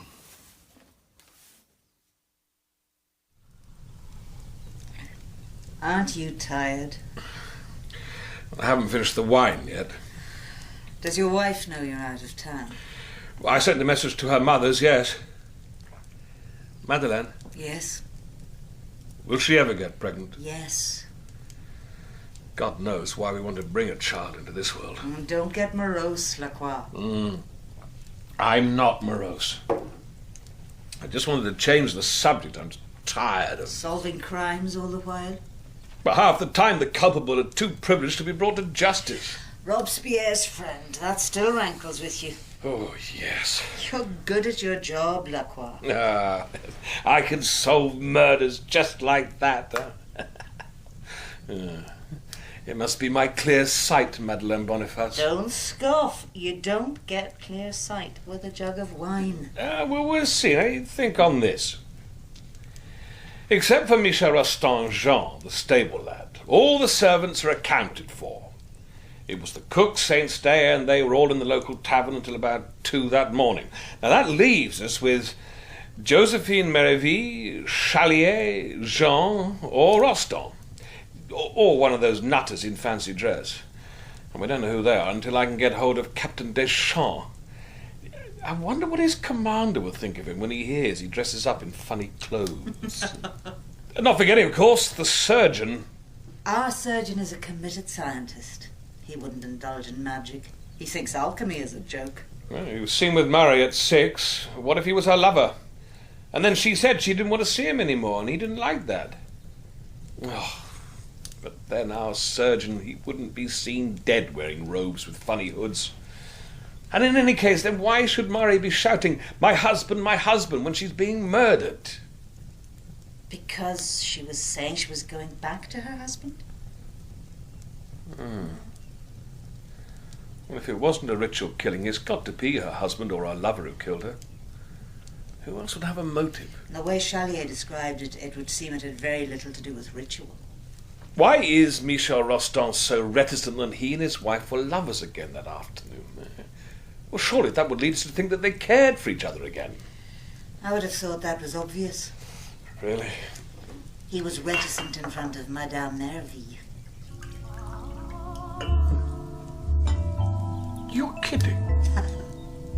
It's a possibility. Do you really think all the servants call her Josephine?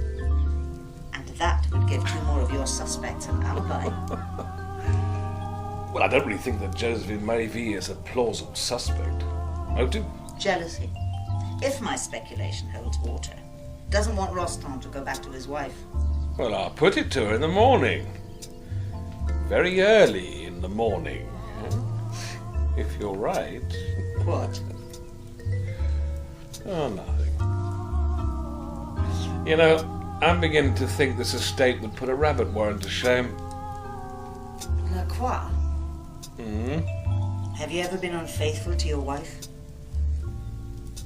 No. No, I haven't. Why? Sure? Damn it, Madeleine. You are a handsome bear of a man. I find myself attracted to you.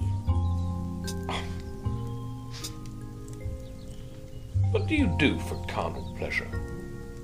I don't. You're making me an offer. Use your gift. Ask your intuition. Well, I'm tempted. You're an attractive woman. But I've had too much wine, and if I let you down, you might put a hex on me.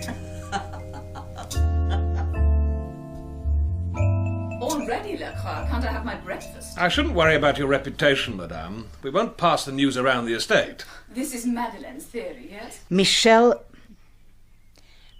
couldn't tell us he is your lover for fear of disgracing you. You sleeping with the servant. Did you sleep with him that night? It gives you an alibi, for God's sake. I didn't know he was having his wife again. I wouldn't have let him in my bed if I had, the unfaithful bastard.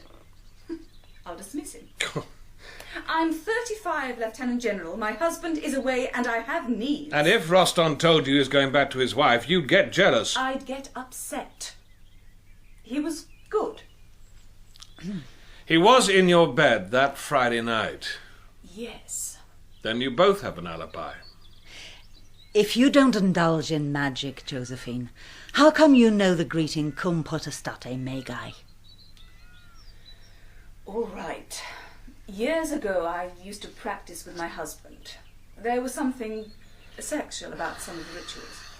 But you haven't practiced for years. No. What are the Order of Celestial Light's aims at the present time? I cannot condemn those people. If you tell us, we will make sure you're not implicated. To restore balance and harmony to France. And, if necessary, restore the monarchy. God forgive me. It will go no further, madame. Lacroix, you surprise me. No one else need know. Understand?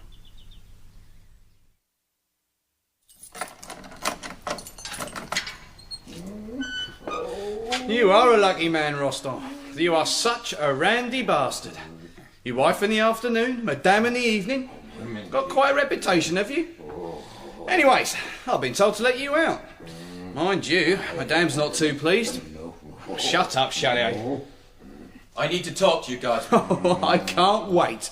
Chalier, the night you saw Marie murdered, did you recognise this man's voice? You must have spoken to him this last couple of days. Did you? Michel Roston? Chalier, answer me, you prat. Was it his voice? No. Yeah, all right, once is enough. No. Yeah, shut up. No. What was it, Roston? Your boss. His name's Lacroix, right? Yeah. What's his first name? No one uses his first name. Except his wife, maybe some friends. But he's a Lieutenant General, right? Well, anyone could have told you that. Yeah, but they didn't. Nobody, that is, except my wife. What are you talking about? She told me who her lover was that Friday. That he was a Lieutenant General in the Police Judiciere and his name was Jacques LaCroix. You're having me on, you bastard. Well, how would I know his first name? Why didn't you say so before? Well, I couldn't say so in front of him, could I? I don't know what he would have done. Anyway, I was so shocked. Well, it's easier now that I'm not a suspect. Your wife tell anyone else this? She said not.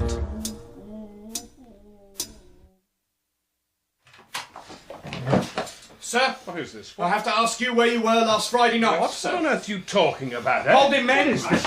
Get off me! What are you? Have you gone mad? I hope not, sir. Where were you last Friday night? I was at home, man. Get these men to take their hands off me. Can your wife back you up? My wife is out of town visiting her mother. Maid? That's a night off. I was at home alone. Sir, I have to arrest you in connection with the murder of Mary Roston. What? Take him to the cellar, men.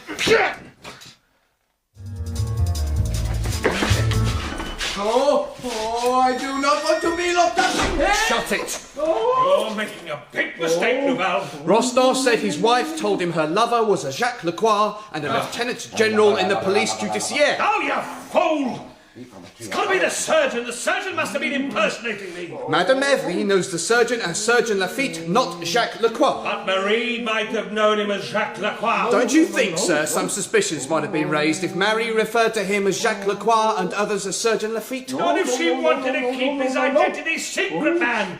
She wouldn't have mentioned it. Ah, but she must have heard others refer to him as Surgeon Lafitte. I don't know, man. Get him here, then we can find out. And I hear Madame Evry thought you had been here before. Oh, yeah. What? Prancing around in silly costumes, making incantations to archangels? Oh, please. Archangel. Duval, think carefully. The surgeon was seen with Marie at 6 that night, though he said he didn't arrive until 8. No, 6. What was he doing with her? If Marie told him she was going back to her husband, would he perhaps kill her out of jealousy? Or would you, sir? Oh, who do you think I am, Duval? Now you ask this half-wit. No. Does he recognise my voice? Of course. Yes. Now not from today or yesterday, from Friday. Tell me, Chalier, do you recognise my voice as belonging to the man that killed Marie Rostand? Oh, no. Say. No. Shut up! Oh. I can't take the testimony of a half-wit, sir. Not on its own. No. Now, do me one favour, Duval. Get Madeleine Boniface down here. Now, you do me that favour, and if you do, then when you discover that you have made a huge error, I won't come down so hard on you!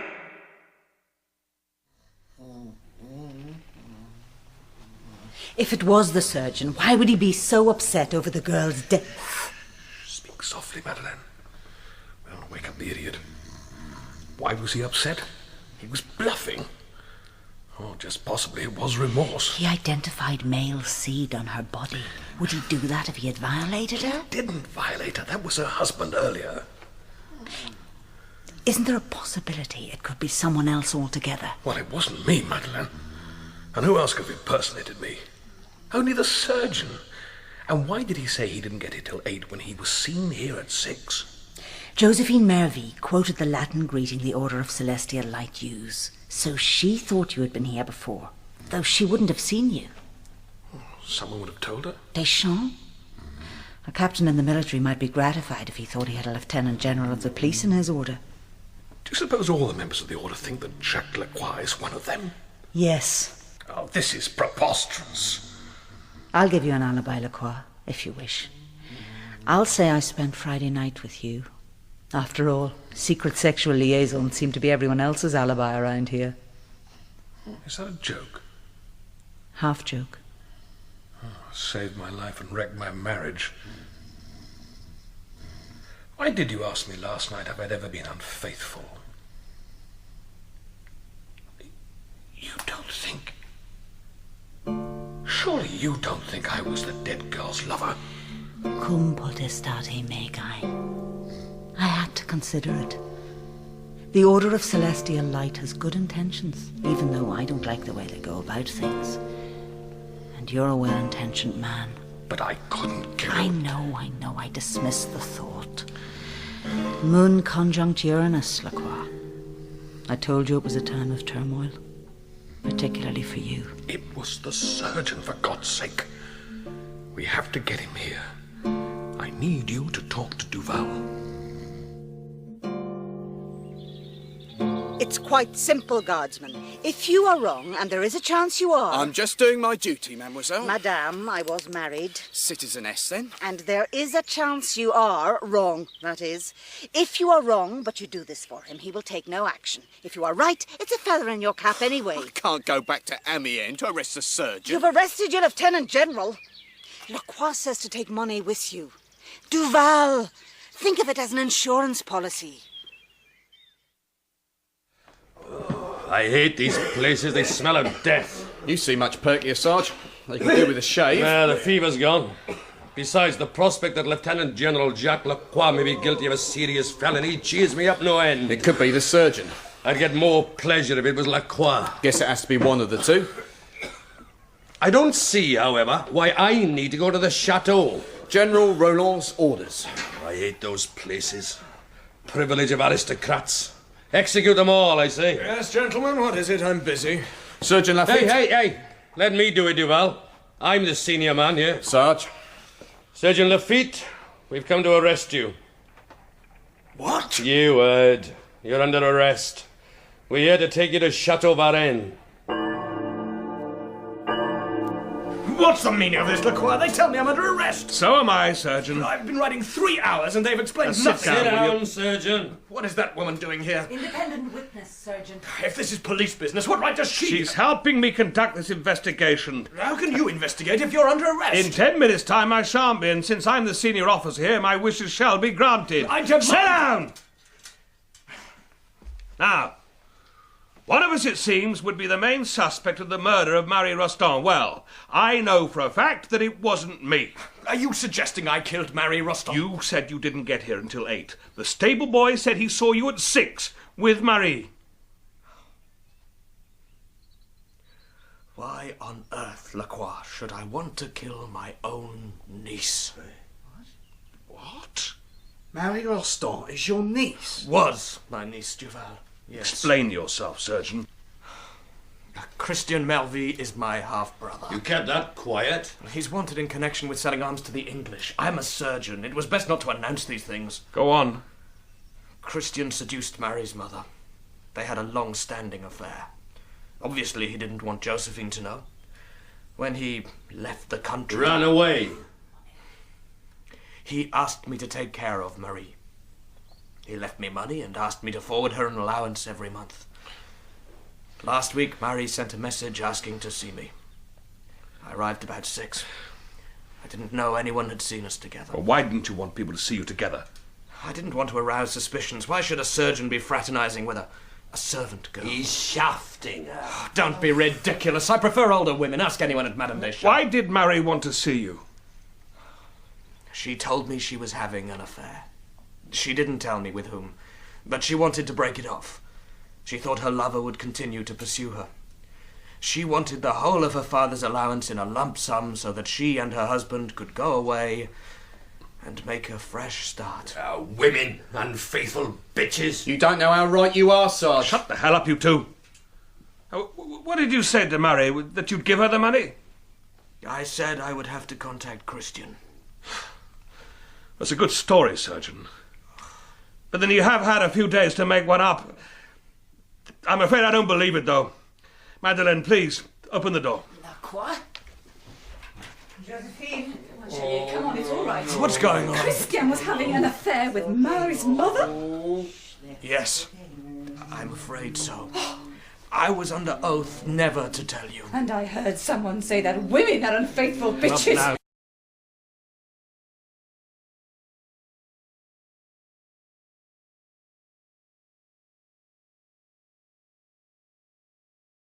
Was it mine? No. I'm sorry, Surgeon. Bad news, I'm afraid. What are you talking about? She was my niece, damn you! Now, shut up, Chalier! Josephine, take him away! Okay, Duval, satisfied, sir? No! Unfaithful bitches! He said unfaithful bitches! Oh, he said unfaithful bitches. That's one of the things he said that night. Unfaithful bitch! Oh. Monet? This place is full of nutcases, I can see. Well, that's impossible. He was in bed with a fever. His wife can vouch for him. His voice! Quite. And what would I want to be doing in a dump like this? Not only is it full of aristocrats, but raving nutcases as well. Him. Oh, don't tell me I do all that prancing around as well. What prancing around? What prancing around? What are you talking about, Sergeant? Oh, just something I heard, sir. They do all that mumbo-jumbo stuff in the cellar. Mumbo-jumbo stuff? There's some sort of magic order. Well, how do you know, Sergeant, huh? Someone must have told me. How do you know, Sergeant? Duval told me on the way here. I didn't, sir. I didn't say a word about You it. liar. I didn't, sir. His word against mine, and anyway, Lacroix, as you said, my wife can vouch for me. No, she can't, sir. Well, what's that supposed to mean? She can't, sir. You know I told you about this new woman of mine? Well, that's his wife, sir. Simone Monet. What? She was with me Friday night because he was away. She said he went away every month for a night or so. You what, you bastard? Get that off him!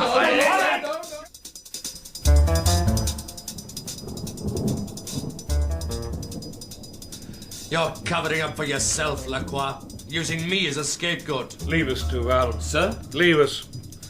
The prisoner's safe. If you say so, sir.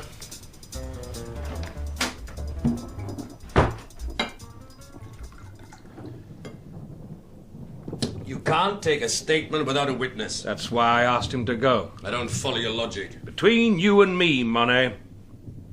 Now you can tell me the truth. I can't use it as evidence. You can't prove a thing, Lacroix. No one's going to believe a half-wit jabbering on the witness stand. Duval was with your wife when she said she was with you. I'm going to kill that ferret. You might not get the chance. You've got nothing on me. The Order of Celestial Light is committed to restoring peace and order to France, even if it means bringing back the monarchy. Now that hardly sounds like your sentiments, Monet. Who said I was a member? I did. If, and I mean if I was a member, maybe I was just infiltrating them, bit of police work in my own time. Well, very public-spirited of you, Monet. Unpaid as well. You can't prove a thing, Lacroix. No one saw me. Duval being with my missus is circumstantial. The half-wit's testimony is useless, and any of my drinking friends will give me an alibi. I know I can't prove anything. So you tell me what happened.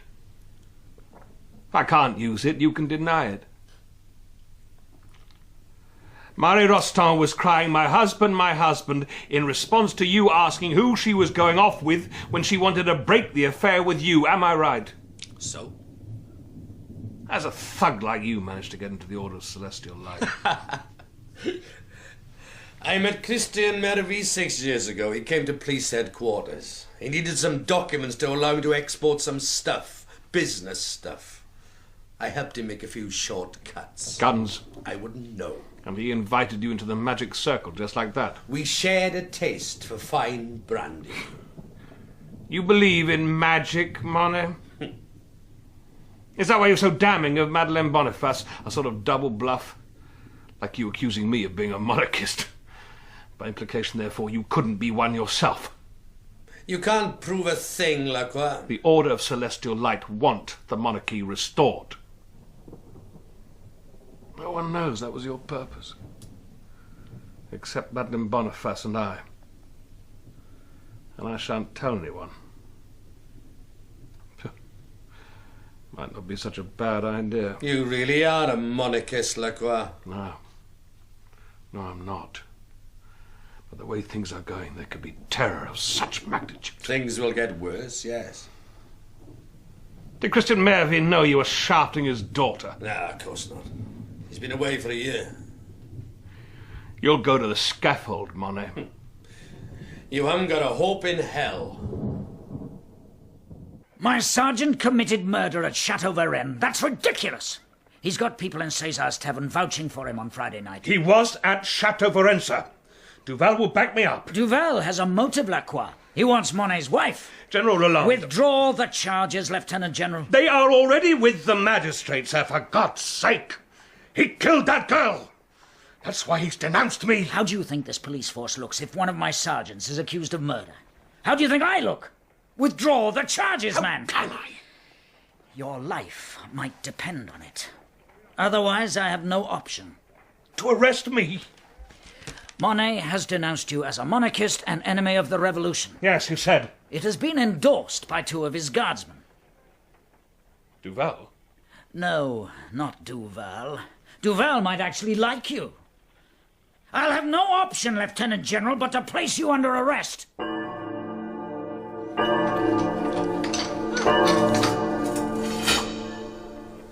General Roland gave you permission to come and see me? I approached him. I said I might be able to change your mind. Is Monet still under arrest? Of course. The magistrates have to proceed unless you withdraw the charges. Change my mind? He's a murderer. Monet killed that girl. Duval would testify and Chalier must count. Chalier's dead. He hanged himself. Drop the charges and Roland will have you out of here. I am not a monarchist. Doesn't matter. Doesn't mean they'll believe you. You can denounce anyone for anything these days. Monet hasn't denounced you. He can't get anything from me. Lacroix, Monet is saying that you're Marie's murderer and he's just a scapegoat. Michel Rostand, after all, said Jacques LaCroix was her lover, and Chalier's dead, and so was his evidence. The surgeon was there. Josephine Mayvie was there. Duval was there when Chalier made his identification. Doesn't matter. He could have been mistaken. Monet has drinking cronies who will be his alibi. Am I going mad? Is this happening to me? Or is it just a dream, a nightmare? I don't believe this. I've always tried my best to be impartial during this chaos. Withdraw the charges, and Roland will get you out of here. Won't the court find me being denounced by a murderer suspicious? They will have to find him guilty first. Lacroix, drop the charges. The girl is dead. You want to sacrifice your life for justice, when Monet will probably not be convicted anyway? This society stinks. Why do I still want to please it? And at the moment, you're not. Oh, shit. Lacroix, I have just come from your house. Do you think Charlotte wants to lose you? No. Correct. And especially not now. What do you mean, especially not now? She is with child. Have you kept this from me? Why didn't you tell me before? I only found out today. Can she come and see me? Withdraw the charges and she won't need to. You're going to have to look after them, Lacroix. You believe in God, Madeleine. You believe in spirit. What would God think? Oh, you're a good man, Lacroix. Don't feel guilty about saving your own life. You're not threatening anyone else's. Moon, conjunct Uranus. You said, Madeleine. You said I'd find myself in a predicament. Well, I do. In The Tree of Liberty, Lacroix was played by David Calder and Monet by Brian Hibbard. Madeleine was Frances Tomelty and Duval was Simon Ludders. Josephine was Beth Ann Jones, Chalier was Steve Hodson, and the surgeon was Matthew Morgan. General Roland was Christian Rodska, Jean was Robert Harper, Michel was Andrew Wincott, and Simone was Sarah Harris Davis. Original music was composed by Paula Gardner and performed by Mark Edwards, Jeanette Masocki, Ron Parry, and Paula Gardner.